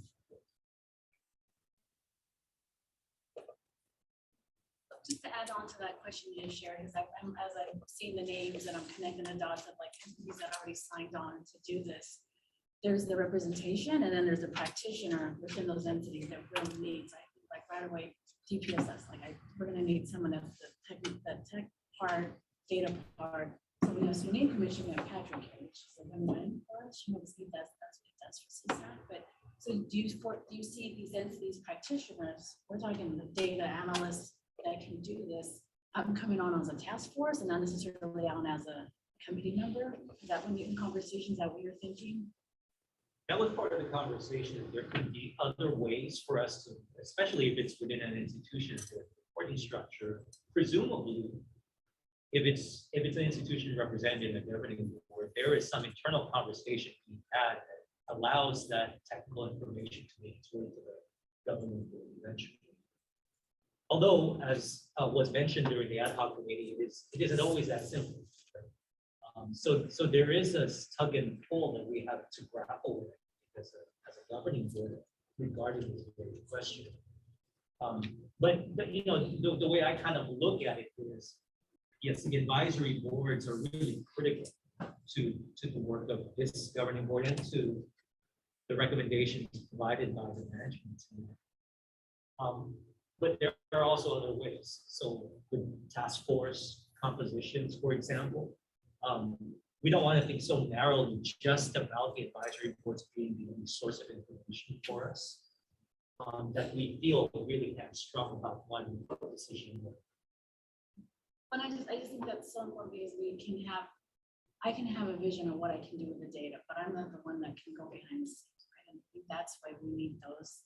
That's going to be just as valuable, you know, and how we make decisions. And I think of when I look at the agencies, which ones are, you know, our year one or year two needed at the table. So that's why I just don't want to, when I'm looking at who who, when, not that I don't, they're not great, amazing groups. I'm thinking, okay, who's passing? I'm not going to that, but I don't know what's the decision. That was precisely what some members of the ad hoc committee stated, right? We Maybe want. it's through an application, right? They're busy doing the work. Yes, and I'd actually like to interrupt because I'm kind of a visual person. Kathy, would you mind backing up to that slide that had the piece from the governance manual so that we could see that representation? I think that might be helpful for some folks to see how the graphic that had. There we go. So we have the advisory boards, we have the ad hoc committees, and we have task forces, which are all entered into this conversation about how does the right information from the right people, right, make its way up through these conversations and these activities, you know, to be able to inform the work of the governing board. We do have within legislation 16 seats for each of the advisory boards, excuse me. We have task forces, which we will talk about and how they developed over time. My understanding is the membership on those is not restricted to 16 seats, right? So there's potential for a high level of engagement by very detailed boots on the ground type folks to be able to engage. So what I'd like to ask is, you know, that we consider the more of the both and approach to this question, and not think so like narrowly, right? That the advisory boards need the public for voices to come into the conversation. Yes, Elizabeth. Can I ask, I realize that the task force conversation is coming later today, but I think because that is something to consider right now, it would be helpful to have just a little bit of background on how those numbers are showing the duration of their participation. I'd like to turn it over to answer that. Sure. So before I do the task forces, just to draw a distinction, ad hoc committees are convened by the governing board. For example, the ad hoc committee that worked on the advisory board process. Task forces are groups that we as the office convene, and there aren't constraints on that. So we envision creating task forces on an as-needed basis, and would welcome, you know, the staff of governing board members to be a part of that, members of the public, and they're very focused on a specific thing. So for example, we'll have a task force that we'll discuss in a minute on defining employment data. And we'll be looking specifically for people with expertise who can help us work through the remaining questions related to employment data definitions. And the task force will start when we're ready to do the work. And then when we feel like that has come to completion and we're ready to present something for the governing board to consider, then it will conclude. And so as our work changes over time, we will create task forces for whatever piece of work we need to do. And this is for work that's kind of that's under the office's responsibility or that we're leading, and there's no limit to say 16 people, it could be 5 people, it could be 15. And we envision hosting those largely through Zoom with public meetings. So that's another opportunity again for staff members with technical expertise, whether it's looking at the 3 we'll discuss today, right? Security policies, teacher data, and employment data. That's an opportunity for the specific expertise to come in on the questions that we're working on in a timely manner. With task forces and advisory boards, how do we work together? The way I conceptualize it is that they serve distinct purposes. So the advisory boards are bodies that are members kind of bringing different perspectives for the board to consider, and for us as an office to consider through this communication channel. So advisory boards are kind of bringing in ideas and recommendations. Task forces are kind of set up at the office's direction based on what we want to get done. So task force is like, we've decided we need to get these employment definitions done. So we set up a task force to do that. An advisory board is an entity that can come up with ideas that we might not have considered, bring in new perspectives that we might not have thought of, complement the work that we're doing with these task forces to say, hey, you might not have thought of this, but here's why you might want to consider it. So they're similar in that they're groups of people who are coming together and discussing ideas, but one's kind of at the direction and request of our office, and the other is an entity that's bringing ideas in kind of fresh from the outside is how I understand it from having read it. Javier Romero, the Employment Development Department. So can you conceive perhaps an outcome from an ad hoc actually saying, okay, let's see how we get it done. And the task task force is formed to see what implementation would look like from an ad hoc outcome. Can you see that possibility? So you said ad hoc, did you mean the advisory boards? I'm sorry, yes. Yes. Right, advisory board, yes. Yes, for example, so if there's an idea that comes from the advisory board and the governing board decides this is something we would like to do and gives our office direction and say, okay, we'd like to explore this, we could say that, you know, how we're going to implement that is via task force. That could be a possibility. But I think, again, it's about like advisory boards are proposing recommendations. Task forces are kind of getting the work done that we've decided needs to get done. And I was in that ad hoc, and I was part of the discussion, and I fell on the side of, you know, let's not repeat, you know, membership in the advisory. And the reason is, in my way of thinking, you know, having done committee work groups and what have you, you don't want to, let's say, limit a discussion prematurely, you know, and you want to allow, actually, outside the box thinking, not that we're not capable of it or our staff are not, but allow it come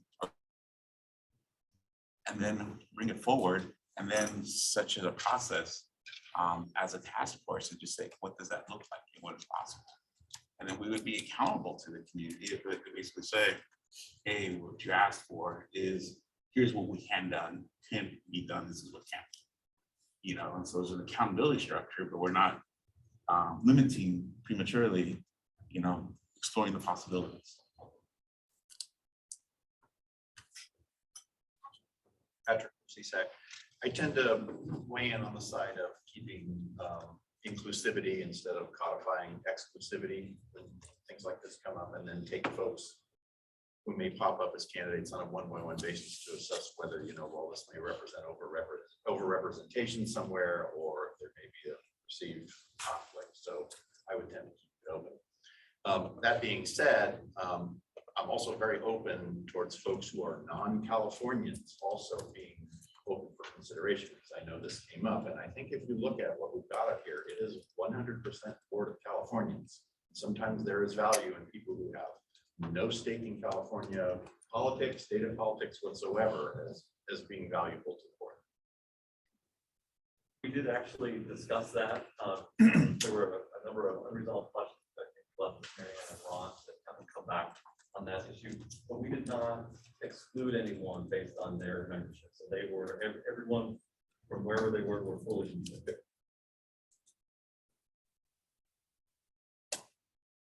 Sylvia Alba, California State University. I'd like to weigh in on this issue. I found your comments very compelling, because what they speak to is that there are branches in this organization where the organization or members of this group have an opportunity to participate at a higher level, the ad hoc committee, the task forces. And that the premise of this work is to ensure that we have broad representation, that there are multiple voices considered in this work, and in particular the community and the advocacy voices need to be sort of integrated into the work of the governing board and the central office. And so when I look at the structure, it feels for me like the place, the foothold for those quote, non-formally institutionalized entities is in particular in the community engagement voice. I struggle myself trying to imagine what kind of the average person could contribute to the data, because you have to sort of know the constraints of the data. But definitely, I really feel very strongly that the community engagement voice, community engagement advisory board should not have members who already have a seat at this table.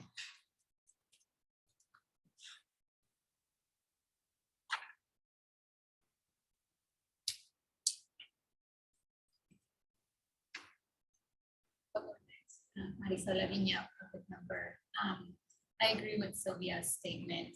And when looking at the language that I think was shown in one of the slides, you know, families and students was kind of like front and center. And I feel that we don't have as much representation from families and students with two slates. There is one, which is great. So two things. One that speaks to, you know, the work that we need to do to make sure that we have more applicants from students and families that we can choose from. But then also, you know, to the extent where we can fill these seats with people that are not already at the table, that would be. So I would probably be more on the side of if we already have representation from those institutions here, then we would leave those seats for others. Jared. Jerry Winkler, CDE. I would agree with that 100%. On the Community Engagement Advisory Board, I think it's important to have community engagement, absolutely. As far as the Data and Tools Advisory Board, I think what I'm looking for as a governing board member from that advisory board is the most expertise that we can gather. Those that have the most knowledge, those that can give us the best recommendation, those that can be efficient in their review of the data and tools that this board needs to look at and that the Cradle-to-Career system needs to have. So that's where I was on our meeting earlier. And I think one of the things that we talked about, that question that we were presenting to the full board, at least for me, came down to, we assigned those two advisory board members that were from practitioners the 1 year term, so that we could possibly just sit on that question for the first year and decide whether or not it's working, it's not working, and we can review it sometime in the future. I think this is a really great discussion. And so if I may just sort of sum it up, you know, we've heard from folks that are really interested in having the most diverse group possible, all the voices that we should and need to hear from each of these bodies. We also have heard of the value of deep expertise that may be out there that we want to avail ourselves with.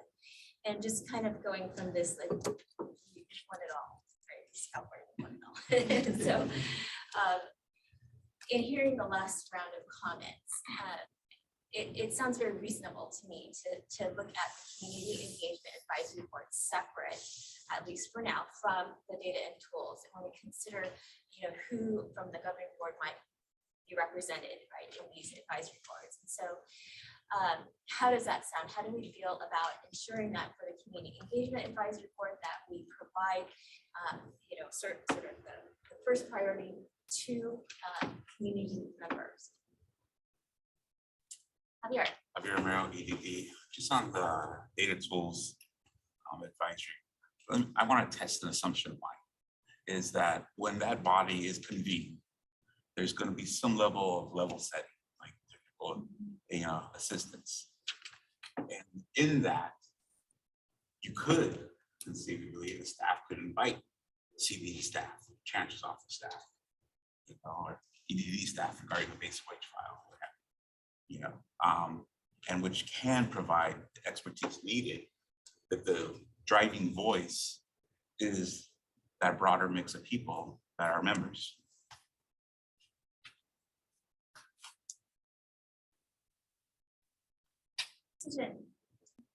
This conversation is really great. When I read the governing manual around the data and tools, I feel like it sounds different than the conversation we're having here. My read of it is it's really focused on the end user. You know, can a family, a teacher, whoever, end user, a researcher, with the dashboard, are they getting what they need? And they're not meant to serve as experts in building the dashboard. It really is someone who's going to test drive a car. I need a pickup truck that can carry this much weight. How does it drive? You know, is the seat comfortable? That kind of thing, versus here's how you build the engine, or you need to use this kind of foam in the seat back. So it feels like the logic that we're thinking around the community engagement also seems to apply for the data and tools, and that it really seems to be, in my read of the governing manual, like, does the dashboard visualization, do you understand this? Is it the data that you want? And then the governing board or the office basically takes that information and figures out how do we then hit what they want, or, you know, whatever needs to happen. It's that sort of technical piece isn't supposed to be in the advisory board. So maybe if there's like, I don't know if there's a conversation, or maybe folks could talk a little bit about how we see that playing out. Like, what is this advisory board really going to, what do we want from that advisory board? Do we want technical expertise? In which case I think the governing manual needs to be adjusted, or do we want it to really be someone who could say, I want to understand where residents in my city are going to college. Can I get that information here? And I think that's a very fair read of it.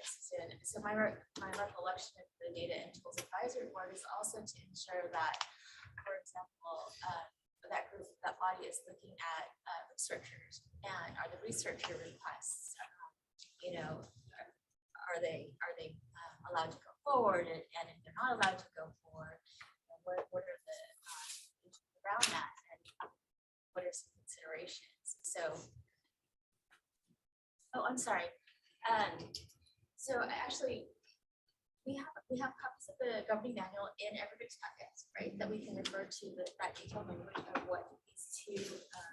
We have it digitally.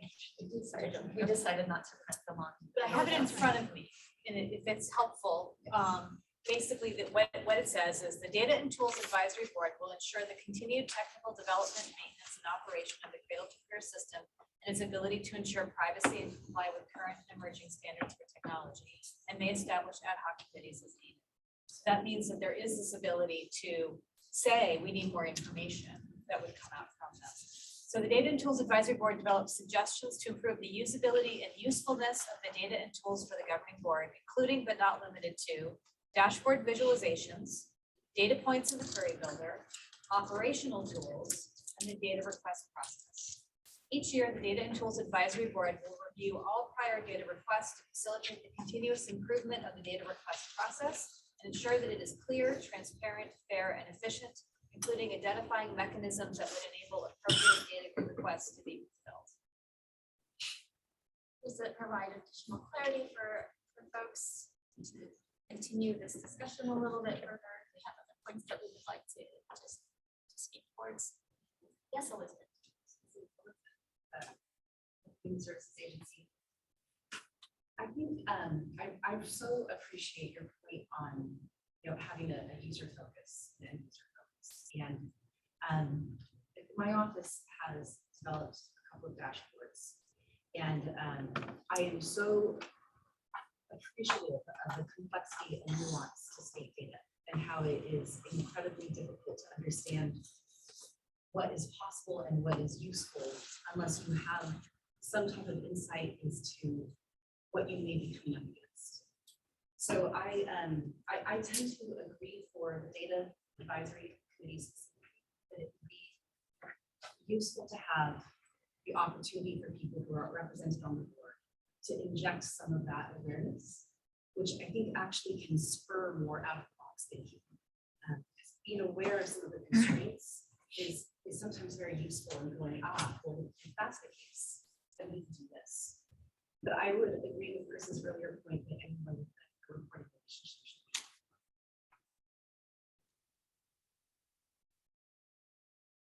Question. I agree with Sujin's comments in terms of my understanding of the charge of the Data and Tools Advisory Board was largely focused on ensuring the appropriate content, actionable information, and public-facing tools. And to me, that suggests expertise from researchers, from using data, from analyzing data. That's definitely a piece of it. But when I read the rubric that was used to assess candidates for the Data and Tools Advisory Board, there were questions on what is your experience addressing the accuracy and alignment of data, and also experience and familiarity with the way data is gathered and processed and data sets constructed and so on and so forth. To me, that suggests a different set of expertise that's not necessarily researcher analyst usage of data, but more on the actual pipeline of data assessing accuracy, how is and should it link up sources, source systems, and all of those kind of things that really need to be, that we need to get right to ensure that the data that we're using is valid. So all of this to me suggests that in addition to the very helpful taxonomy that you had in terms of representation from practitioners, community organizations, research organizations, and advocacy, in addition to the organization, is there a way we could add an element of expertise? Like when we say practitioner, do we mean researcher, analyst, or do we mean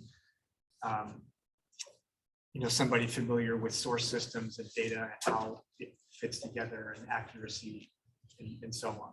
Because it seems like we're seeking both of those, and the practitioner label doesn't really tell me how much of each of those we're getting. So one thing that's helpful about that rubric that you're referencing is that it was based on the planned activities for the first year of the advisory board. So the expectation is that that rubric would shift year by year based on the activities being done. So in this first year, we're really focused on getting all of the data in together and merged. Right. So for example, it may be that it would be someone on the ground, like at a county office of education, who would be able to clarify why something may not represent in a state level dashboard in the same way it does when you're looking at a smaller universe. Or it might be a research organization that has, on behalf of the state agency, done all sorts of deep analyses, who understands where definitions collide in ways that someone from within a specific state agency might not be aware of, because they're familiar with multiple data sets. So in that way, there was some flexibility envisioned in the rubric to address the different sources of expertise. And I think in kind of taking my read of the sentiment in the room, and probably my own religion, is that I'd like to ensure that we do have enough flexibility going forward to do the type of work that we need to do. And this work, as Kathy mentioned, will evolve over time. And so perhaps one of the things that we could do is to ensure that we have the right rubric for each year going forward, so that we can revisit the priorities for that particular group for the immediate needs that will be in front of us. How do we feel about that? So in other words, we're not setting in stone yes or no or whatever, but rather when we get ready to recruit, when we get ready to evaluate the applicants, that we're establishing a rubric that is representative of our intent of what we need to accomplish for the near term of that group. Yes, Robert. I like that idea because it integrates the board at the very front of the process for recruiting members for these advisory boards on an ongoing basis, so that we're not locked into any one specific definition, or we're not tied to just one group of potential candidates, but rather we're allowing whatever the needs of our governing board and our management team may be to determine the potential composition. That will also give us a lot more clarity as we recruit. So there is going to be a greater need for more technical expertise of the kind that may come from one of our institutions. Then we define that up front, and everyone here in this governing body can come to a consensus as to whether that should be a priority. It just becomes part of sort of our prioritization. I think that for me, and just hearing all of the different perspectives, right, and really trying to incorporate that into our ongoing operations and processes, it feels like to me that's the both and that's giving us as a board this opportunity to be very responsive to the work that's in front of us. So how do we feel about that? So just to clarify, are we saying that in addition to being explicit about the organizational representation we're seeking, that we also do so for the expertise representation that we're seeking for the task at hand? So I think what I was trying to say is that we are going to, through our recruitment process, through the definition of rubrics each time that we take on a new slate of candidates, that we make clear what those expectations are, whether it is of expertise or of the categories that are being represented. For the data tools advisory or for both? I think I'm encouraging this broadly to say that this would be our approach for seeing future slates of candidates for each advisory board. That allows us the greatest flexibility. Sylvia Alba, if I may comment more formally. I see the wisdom in what you're saying as it pertains to the data and tool advisory committee. Because I think part of it is, we saw it earlier, there's still active recruitment for key positions in the Cradle-to-Career central operation. And so it feels like we're building key components, adding advisory committees without being clear of who's in the main sort of group, the key organization, so that the role of the advisory group, particularly with the data elements, become clear as key positions are filled. I believe that from the beginning, just given the commitment of this work, I do believe that the community voice needs to be from day one a part of this ongoing work. And so I don't think we have with the community group the same institutional conflict that we have with the data. And so I like what you're advising, but I'd like to see that nuanced a bit to pertain only to the data and tool advisory group, and bifurcate this discussion so that the community can proceed without being sort of burdened by the need to clarify needs and processes. Oh, I understand and respect your observations entirely. I think that one of the things that I noticed on the community engagement board is that we really would like to see more students and families represented. And so that could be one of the things that we integrate into the rubric going forward, just as an example. To be able to say, we want more representation in this particular category for the upcoming year, because it's the launch, it's the beginning of this process. Just as an example.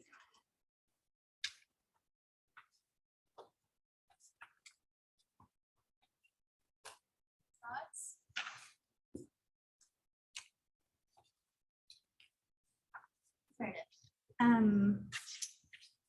Just an observation to start, but I do have a comment as well. So the one representative for students and families was actually in the data and tools advisory board, right?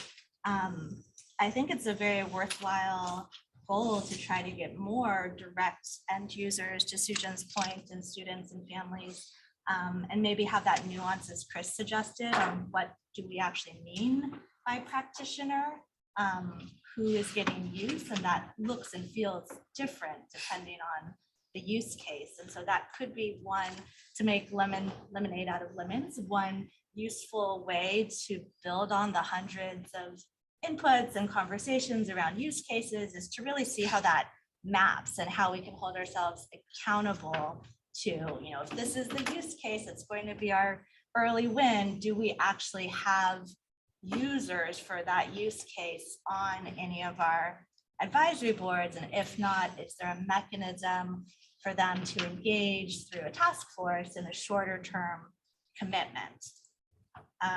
The second comment is on the rubric. As a rubric nerd, I would caution that we should try to have some transparency and clarity and calibration, because from a practical recruitment perspective, I'm just thinking of data and tools, but I think it translates to community engagement as well. If you have a rubric in 2022 and it maps to these specific needs that we know we are going to have, and then the next year that rubric changes, by 50% or whatnot, I'm struggling with how that would work if the advisory board is appointed for 3 years. And so there's this sort of constant, are we going to have this need for 3 years, which happens to be, to my understanding, the terms for the governance board too. So making sure that there's just no unintended gap or lag time that is going to hold us back.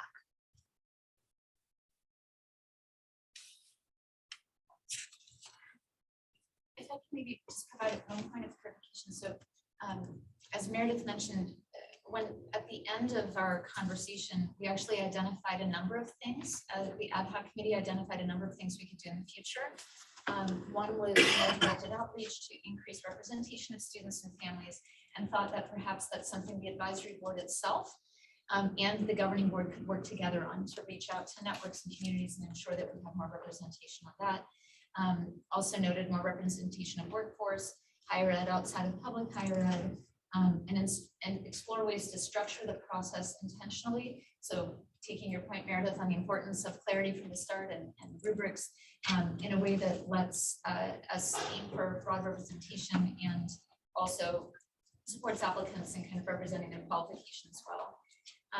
The other clarification I wanted to provide, just going back a few comments, is that yes, my understanding from Kathy's read of the governing manual is the advisory boards could convene their own ad hoc committees or invite people to come to meetings to bring expertise to what Javier mentioned. So for example, the advisory board could choose to request that a representative from the following segment or entity come to provide expertise on that.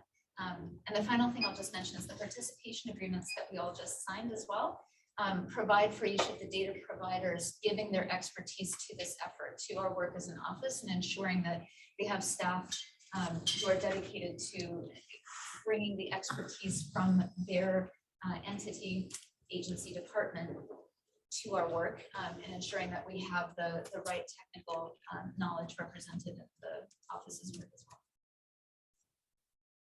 I'd like to make one other technical clarification. John had indicated that there was no prohibition against running again. However, that's not what the manual says. It says you may not serve more than one consecutive term. So this is why we are spending so much time with the manual, because there's no way that all of you could remember this. And in fact, it was only because I wrote it. And I was like, wait, is that true? When John said that, I had to look it up because I didn't remember. So I apologize. That's what we had discussed during the group, so I did not realize that was. But it's a really good example of why we have the manual at all, because it's not possible for all of you to remember all of the details about the immensely complex entity you helped to create. Yes. Really hear, Jerry, your comments about the need to have technical expertise, especially in these early stages, and especially with CPT and LTAC being kind of the main hub of the system. But I also wanted to make a gesture to formalize some of these conversations. How do we make sure that technical? I'm still a little confused about some of the interplay between all of these and ad hoc versus advisory. So that would just be my suggestion. So I just want to clarify that yes, please do invite, especially if not certain ideas of what's going to discuss. How do we make sure that those things are especially with building system. It's true. It's going to shift a little bit once we have products out there.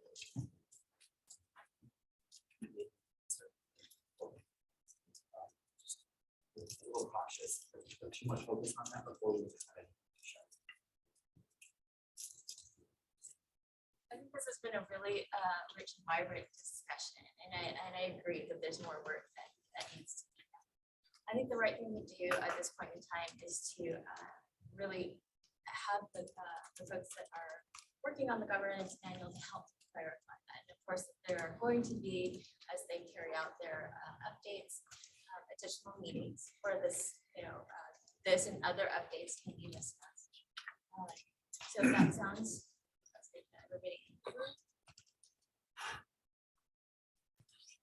Yes. I'm not sure if this is the appropriate time. The term lengths, I just had a quick question about that. Should I wait or? Okay. The only one that stood out to me, and first of all, thanks for all the work that was done on this. I'm sure this took an incredible amount of time. The practitioners in the Community Engagement Advisory Board group, just looking at the term lengths, there's a potential situation down the road where it might be difficult to get geographical diversity because the same regions are all lining up for 2 and 3 years. So I don't know what the implications would be of shortening some of the Central Valley or Sacramento terms so that in a year, there's a greater opportunity for people from LA or Southern California to fill into those roles.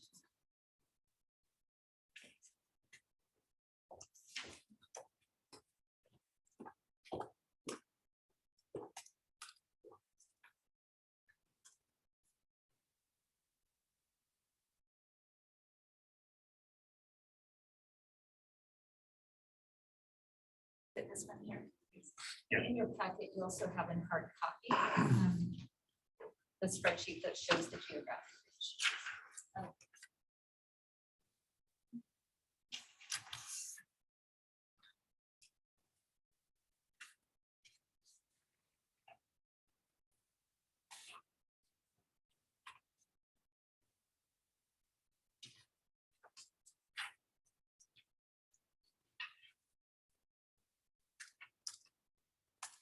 But do you have other comments about how the ad hoc committee arrived at the geographic reach and the knowledge of the project practitioners? Yeah, so part of the challenge with the, so just to speak to the terms part of that, the sort of terms for the slate as a whole, not within the individual categories. So I think that's part of the reason, given the preferences that individual candidates have made, we had folks within that had specified a 3-year preference at a slightly greater rate than in other places. And because we were using candidate preference, that's part of what led to that. I do think one of the things that we struggled with is as we're seeking balance, when someone rotates off the board, you know, how do we consider maintenance of the balance for those positions, right?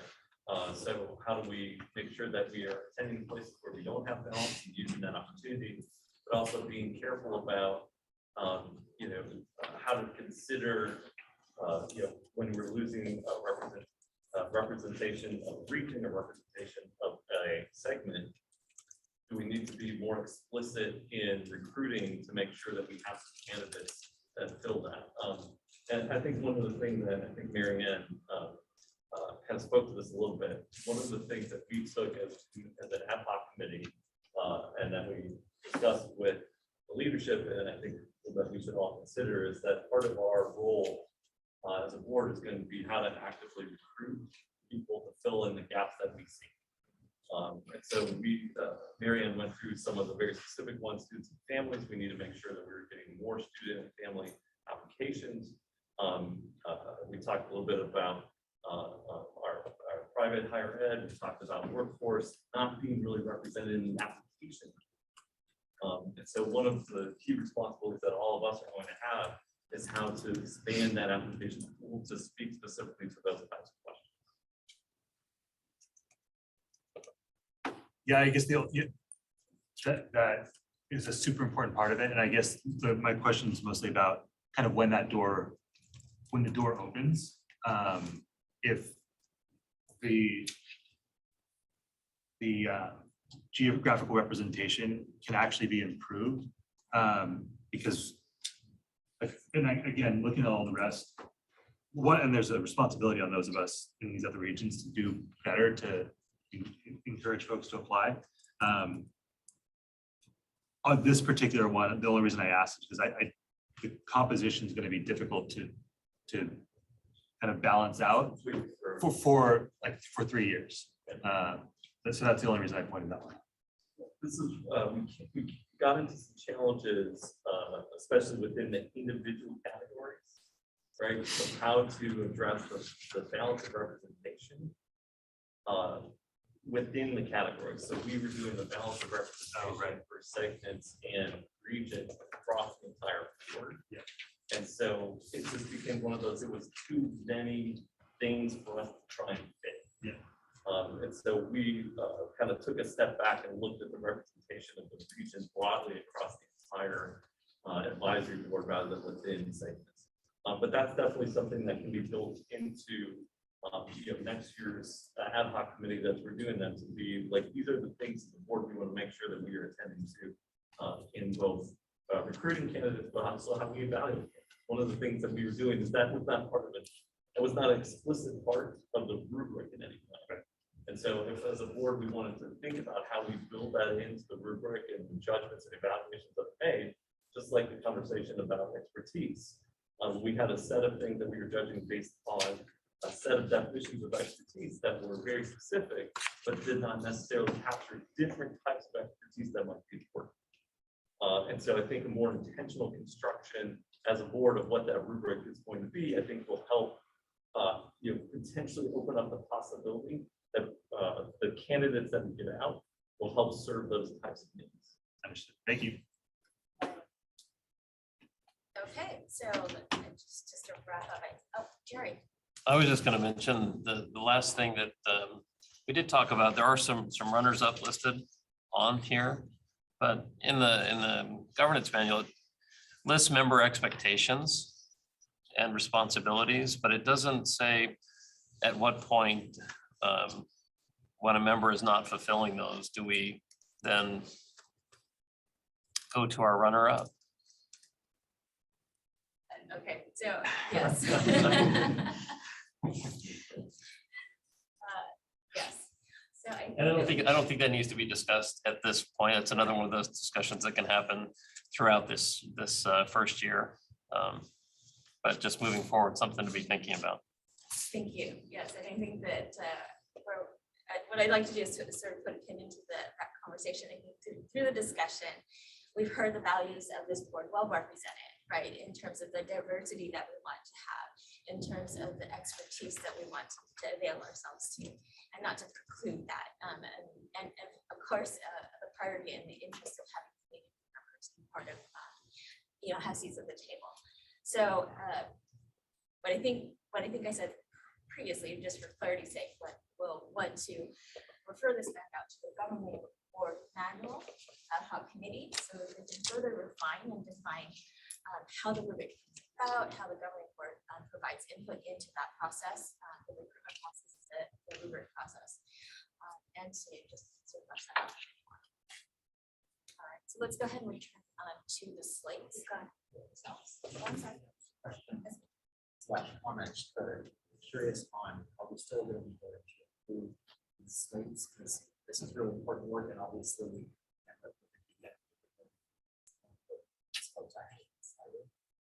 but to your point, a lot of good discussion here. I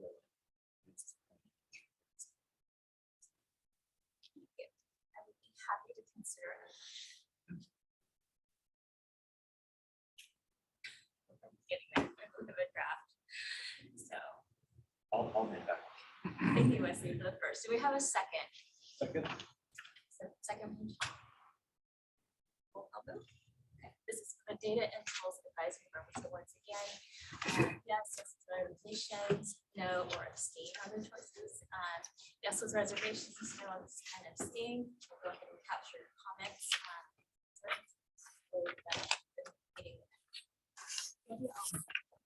Quick question. So we're voting narrowly on the slates. On the slates that are But before us. this discussion about the process for selecting future slates and the expertise and representation will continue.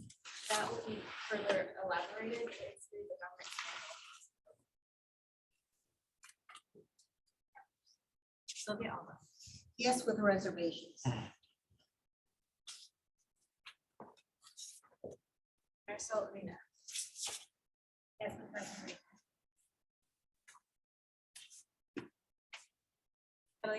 Catalina Cifuentes. Yes, with reservation. Debbie Cochran. Yes. David DeGar. Yes. John Paolo Rivera. Yes. Katie Fogg. Yes. Christopher Giueli. Yes, with reservations. Don Hetz. Yes, with reservations. Jackie Irwin. Oh, sorry. Wesley Whitaker. Going in, yes, with Eugene Jens. Yes. Dante Golden. Yes. Meredith Lee, Yes, with reservations.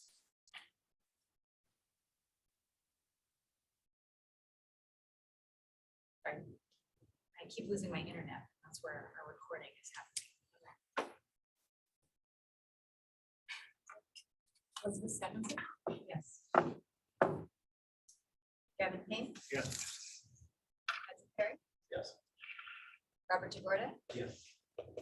Tom Blue? Yes. Barry Winkler? Yes. Javier Romero? Yes. So we have 20 yeses, but we have a number of people with reservations. So each person is going to be given a chance to share what their reservations are, and I'm going to do it in the order that you voted in. So starting with Sylvia Alba. I appreciate the tremendous work that went into creating this. I am just struck by the fact that we don't currently even have a system.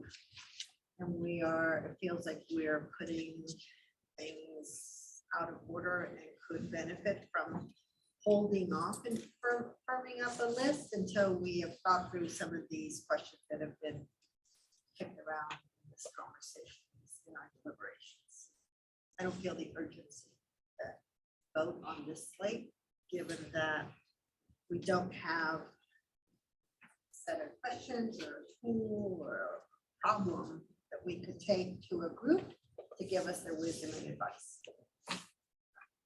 Marcel Levina. As stated earlier, the reservations are with regards to members or selected members that already are represented in the governing board.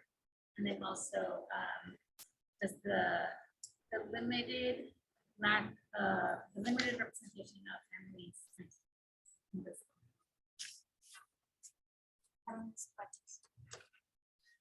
I'm kind of like I mentioned earlier, my reservations just, I guess it goes back to really understanding what we're gonna get done in year 1, year 2 is who's missing. And I think that's how I put the pieces together. We're probably trying to solve it backwards now. Think of it. And so, and I'm not saying that the group here, they probably command the plane. I don't know, but I think that's the reservation I have is like who's missing, especially when we've been talking about some early outcomes we could get with this thing. So directions and students. So that's I think my reservation, and not to say that they could not be that. And if it comes to having you and be, I just think I know sometimes you can say they're going to be a part of a conversation, but sometimes when you're not at the table from the beginning, decisions are made for you. And that's just my only.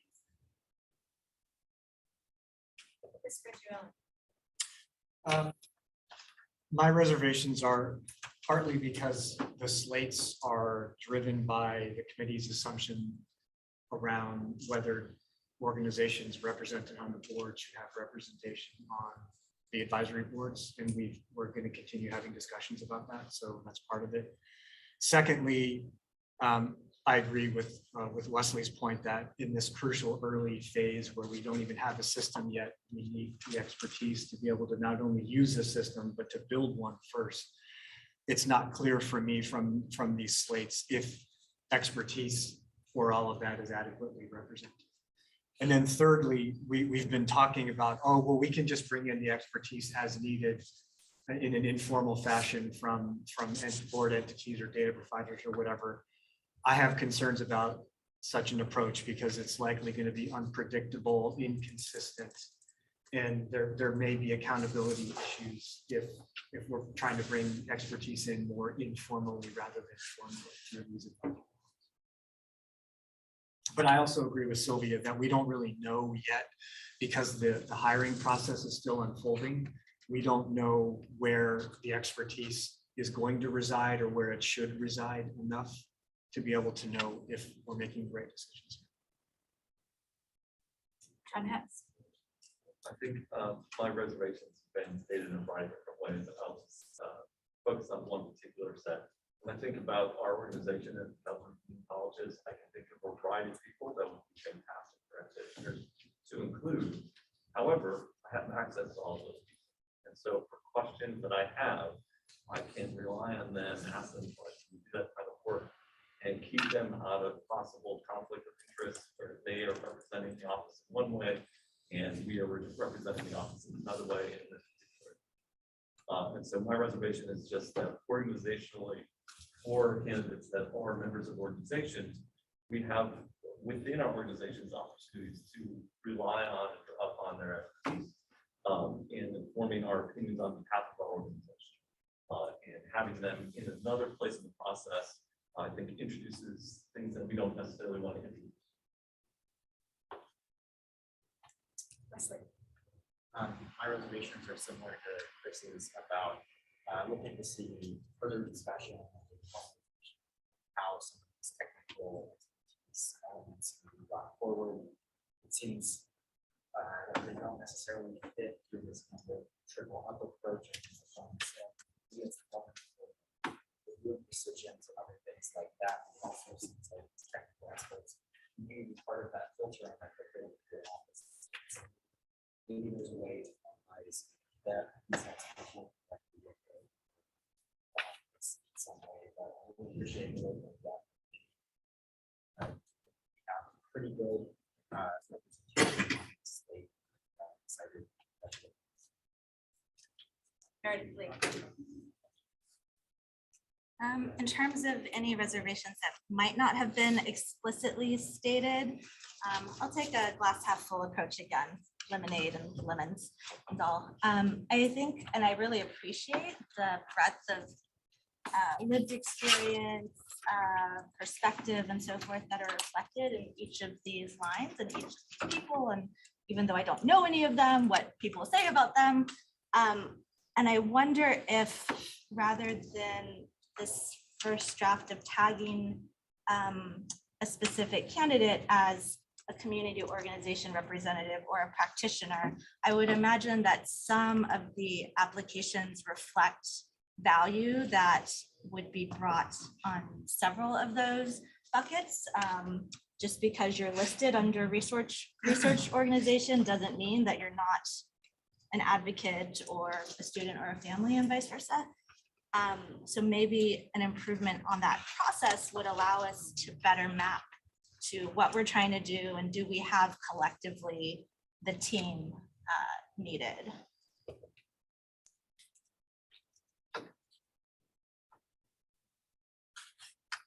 So thank you so much for those comments. I think that that really helps to clarify, you know, the important conversations that need to be had going forward with regard to this particular slate. So we've captured your reservations for the minutes, and just to recap, our vote of 20, we had 13 yeses and 7 yeses reservations and 1 absent. Okay, so moving on, we have to consider a motion for the community engagement advisory board. And so I'm happy to consider a motion.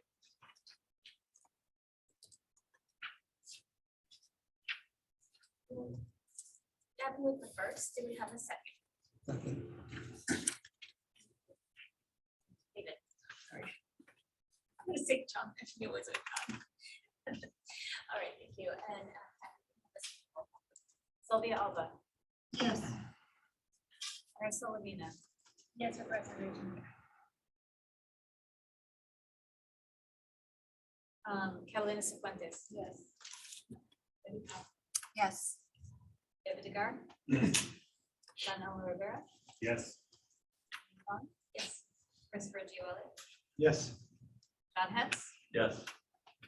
Wesley Whitaker. Yes. Susan Jess. Yes. Dante Golden. Yes. Meredith Lee. Yes. Elizabeth Stephenson. Yes. Gavin Payne. Yes. Patrick Perry. Yes. Robert DeGorda. Yes. Tom Fu. Yes. Barry Whitler. Yes. Javier Romero. Yes. So. Ursula, do you want to share your reservations? Same as before, and this one is specifically that there's no student or family representation. Final vote is 19 yeses, 1 yes with reservation, and 1 absent. For the recap. All right, so while we've had this lively discussion, all the things that we want to serve. Also have to deal with this reality of perhaps a candidate who may decline, who may elect not to serve. And so we thought it would be prudent to consider a motion of election to given that occurs. The motion before us is that if an individual declines to be seated or has a conflict of interest, the next runner-up would be approached in the order recommended by the ad hoc. So in the order that is represented in the slides that we've tested now.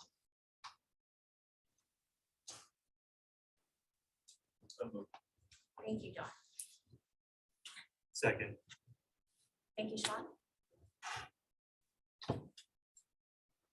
Right, we have so many votes that I cannot actually see the names and the voting option. And I'm just trying to get my.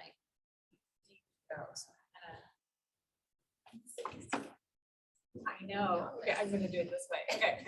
Sylvia Alba, Yes. Marisol Lavina. Yeah.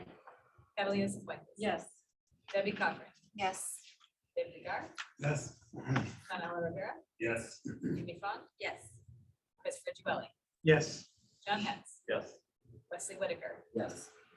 Sujan Jess, Yes. Dante Golden, Yes. Meredith Lee, Yes. Elizabeth Stephenson. Yes. Gavin Payne, Yes. Patrick Perry, Yes. Robert DeGorda, Yes. Tom Booth, Yes. Jerry Winkler, Yes. Javier Romero. Yes. Unanimous, the people present, so 20 yeses. So 20 yeses, and that motion carries. 20 yeses and one board member not present. So that motion carries. Alrighty. Okay, so now it's time to talk about these new ad hoc committees and task forces. So there are two ways for us to get people together, gain information, have discussions, and accomplish this work to help move the Cradle-to-Career system forward. So we have the groups of the board committees, which are ad hoc committees, and these are subject to that group. These are in person in Sacramento, and there's a process and a timeline, requirements for noticing the meeting and meeting materials and so forth. Room, a lot of logistics that go into that. And then there are groups of the office teams, to me earlier, these task force teams in the planning process. These are not subject to that. As long as, we just said it earlier, as long as two of your board members are part of that task force. And this is open to the public and typically so in our packet, we have the establishment of the executive director review process. And this will be a short-term committee that will sunset after the process has been approved for how we will evaluate the executive. The ad hoc committee will consist of board members, and they will meet in Sacramento at these two times, dates and times listed. So it's Wednesday, June 29th from 9:30 to 12, and then July 11th from 9:30 to 12. These ad hoc committee meetings, while they are held in Sacramento and ad hoc committee members will be attending in person, they will be broadcast via Zoom so that we can share with the public our. So if you're interested in serving in the ad hoc committee for executive director review process, we'd like for you to indicate that so that we can capture your names for the meetings. We have Wesley. Gavin Payne.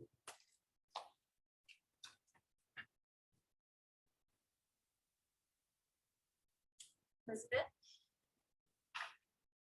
Sorry, I stepped out. Are we taking volunteers? Yeah. Almost. Christine, did I see your race? Yes. Race as well, Meredith? Oh, I can't commit to be in person at this moment. Is this like a decide now or forever hold your peace? I think what we're doing is capturing interest, so we'll reach out again. I'm interested, but I don't want to hold anything up if I can't be there in person.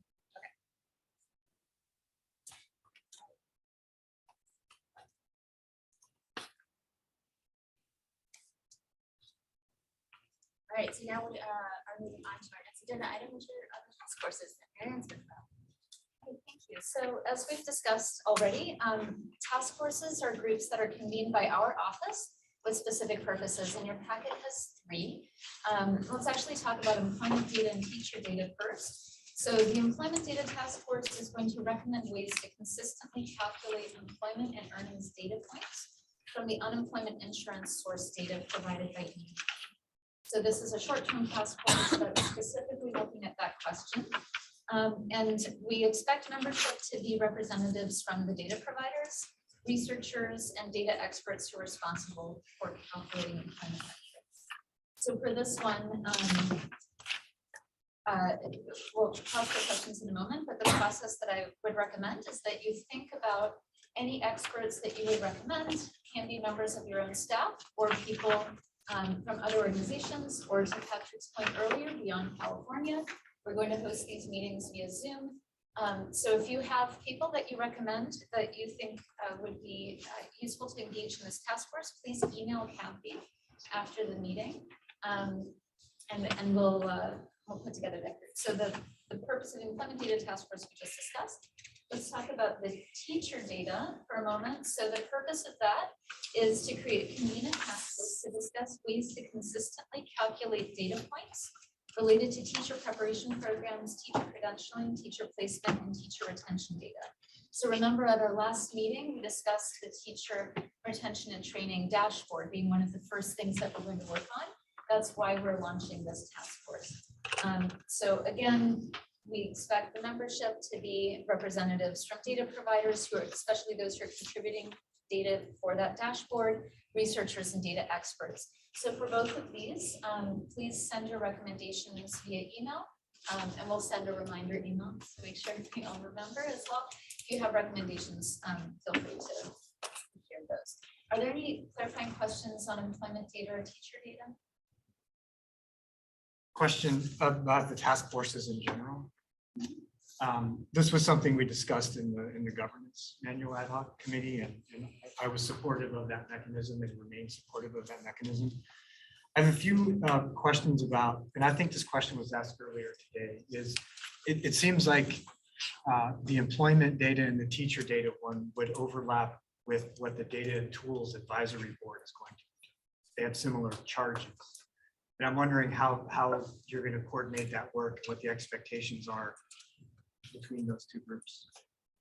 Yes, so I think the distinction is that the task forces are going to be looking at specific questions that's kind of at our direction as an office. We're convening the group. We're saying, here's the work that we have planned for the dashboard. Please help us with these definitions. And that the advisory boards would serve to be would be an opportunity to do some of the user-focused conversations. What do you need? And bring in outside perspectives that perhaps we would not have considered. It's like filling in the gaps of what might be we have missed. But you're right that there is overlapping, there's potential for overlap, and so that's a very good point. And we'll think carefully about how we both sequence meetings and how we ensure flow of information across. And then my second question is like more long-term. Is it I guess, given that we don't know the full extent of the hiring and the staffing of the office and what the long-range plans are for expertise on the staff, can we expect the task forces to be the way to address every product going forward, and to need to have a task force to address things product by product? Or are we going to, in the long run, build the expertise in the office itself to do these things and not have to rely on task forces, which, like I was saying earlier, may be unpredictable and inconsistent? And if a group is convened for a short term and then dissolves, what's the accountability for any decisions that they might have made in the long run? That's a great question. I think the way that we're conceptualizing this right now is that the task forces are for a bit more for time limited, very specific things. And then especially with the data providers, having a liaison at each of the data providers who is that permanent point of contact and works with us for any of the technical data questions provides stability that complements the one-off nature of task forces. So referring back to, what I mentioned, the participation agreement where all of the data providers and the structure that's provided have point of contact who works very closely with our team. So here's our point person at UC or point person at all. So, I mean, Chris makes some really great points, and I think the challenge is the articulation between the two. The way I'm situating this in my mind, and sort of help me if I'm not situating this mind, is that the advisory groups basically say, here are the questions that we need to have answered. And the task forces say, here's how we answer those questions. Is that sort of the right situation of how it's done? Thank you. I don't know if it'd be helpful to clarify for the employment question. So one of the things that happened when we were having this conversation during the planning process is that there were people from outside the state agencies who were saying they were concerned about the use of the unemployment insurance wage file because it's missing people who are self-employed. And so it might be that the Data and Tools Advisory Committee says it's time to approach the Franchise Tax Board and get a different source of earnings data, or to go to the federal government and get it from the IRS. So they can make that recommendation. And then the office takes a look at it, maybe has some conversations, figures out, well, maybe there is an opportunity to use Franchise Tax Board data. And then maybe you pull together an advisory group with external experts who might have worked with state tax data in other states, as well as people from within this state, to figure out what would it need to integrate that data set. What are the things we haven't thought about? Like the fact that people type in their own job titles and how hard it would be to reconcile those, things like that. So that might be an example to make this a little bit more concrete. And that was my question. Thank you, Kathy. If I could get a little bit more clarification on what we're looking for employment recommendations and teacher data recommendations. We all know teacher shortage is real. Are we looking for assistant superintendents over personnel, and probably not curriculum and instruction in the school district? Like maybe some more clarification of what we need to be able to get names. It's kind of like expertise, like I guess, and to get in front of it. And we're looking at it. Thank you for that. Maybe when we send out the follow-up email, we can be a bit more specific and saying, here's exactly the kind of expertise.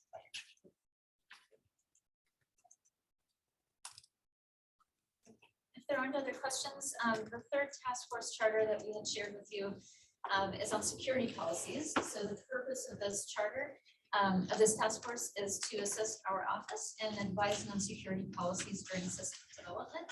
We're envisioning this as a standing task force and expect the membership will consist of representatives from the data providers, particularly people responsible for information security at those state agencies, as well as security experts that we identify. This one is different from the others due to the sensitive nature of the discussion. We are not planning to have this be open meetings that are public, but rather convene them over Zoom just for the participants who are a member of this task force. So this is also something that was discussed during the planning process, I believe, extensively, and we'll be reaching out to the data providers for representatives. Just a quick point of clarification. In terms of membership, is participation from data providers voluntary?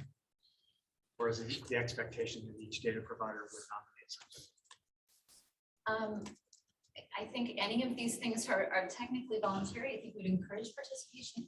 My sense is that this is something that all of the data providers are quite interested in. But yes. And just something, I don't know, maybe, way more than I do about this, but just thinking on how, and I'm maybe gonna go to them, but private industry and cybersecurity.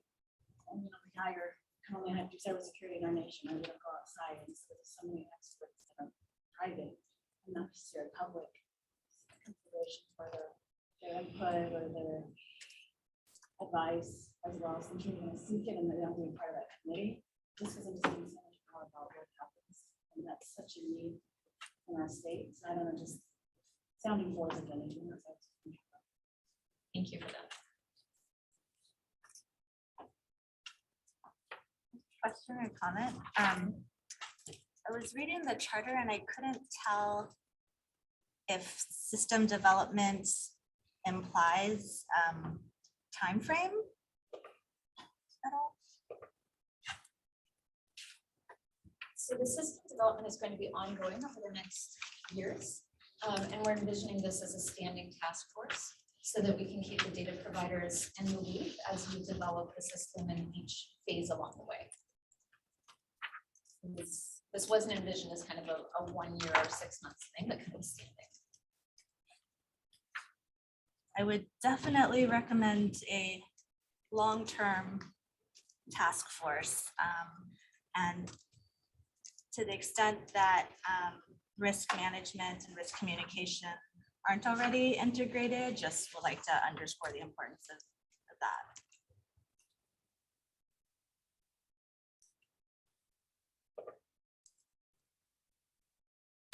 Fantastic. Thank you so much for the questions and for the discussion today. I hope you'll agree that we couldn't get to this point without all of these individual representations of what's important to you and engagement with public conversation. So there we go. So I did want to post this in front of us so that we all are reminded of our next in-person meeting dates, which are August and November. These will be in person. Thank you everybody for participating today, staying involved and helping us to make progress. I'm just grateful for the openness and the conversation. Step forward. So thank you, and we'll see you soon if there are no objections. I'd like to adjourn. As Marianne said a bit earlier, we would love to have you sit down and celebrate this strictly social event of celebrating the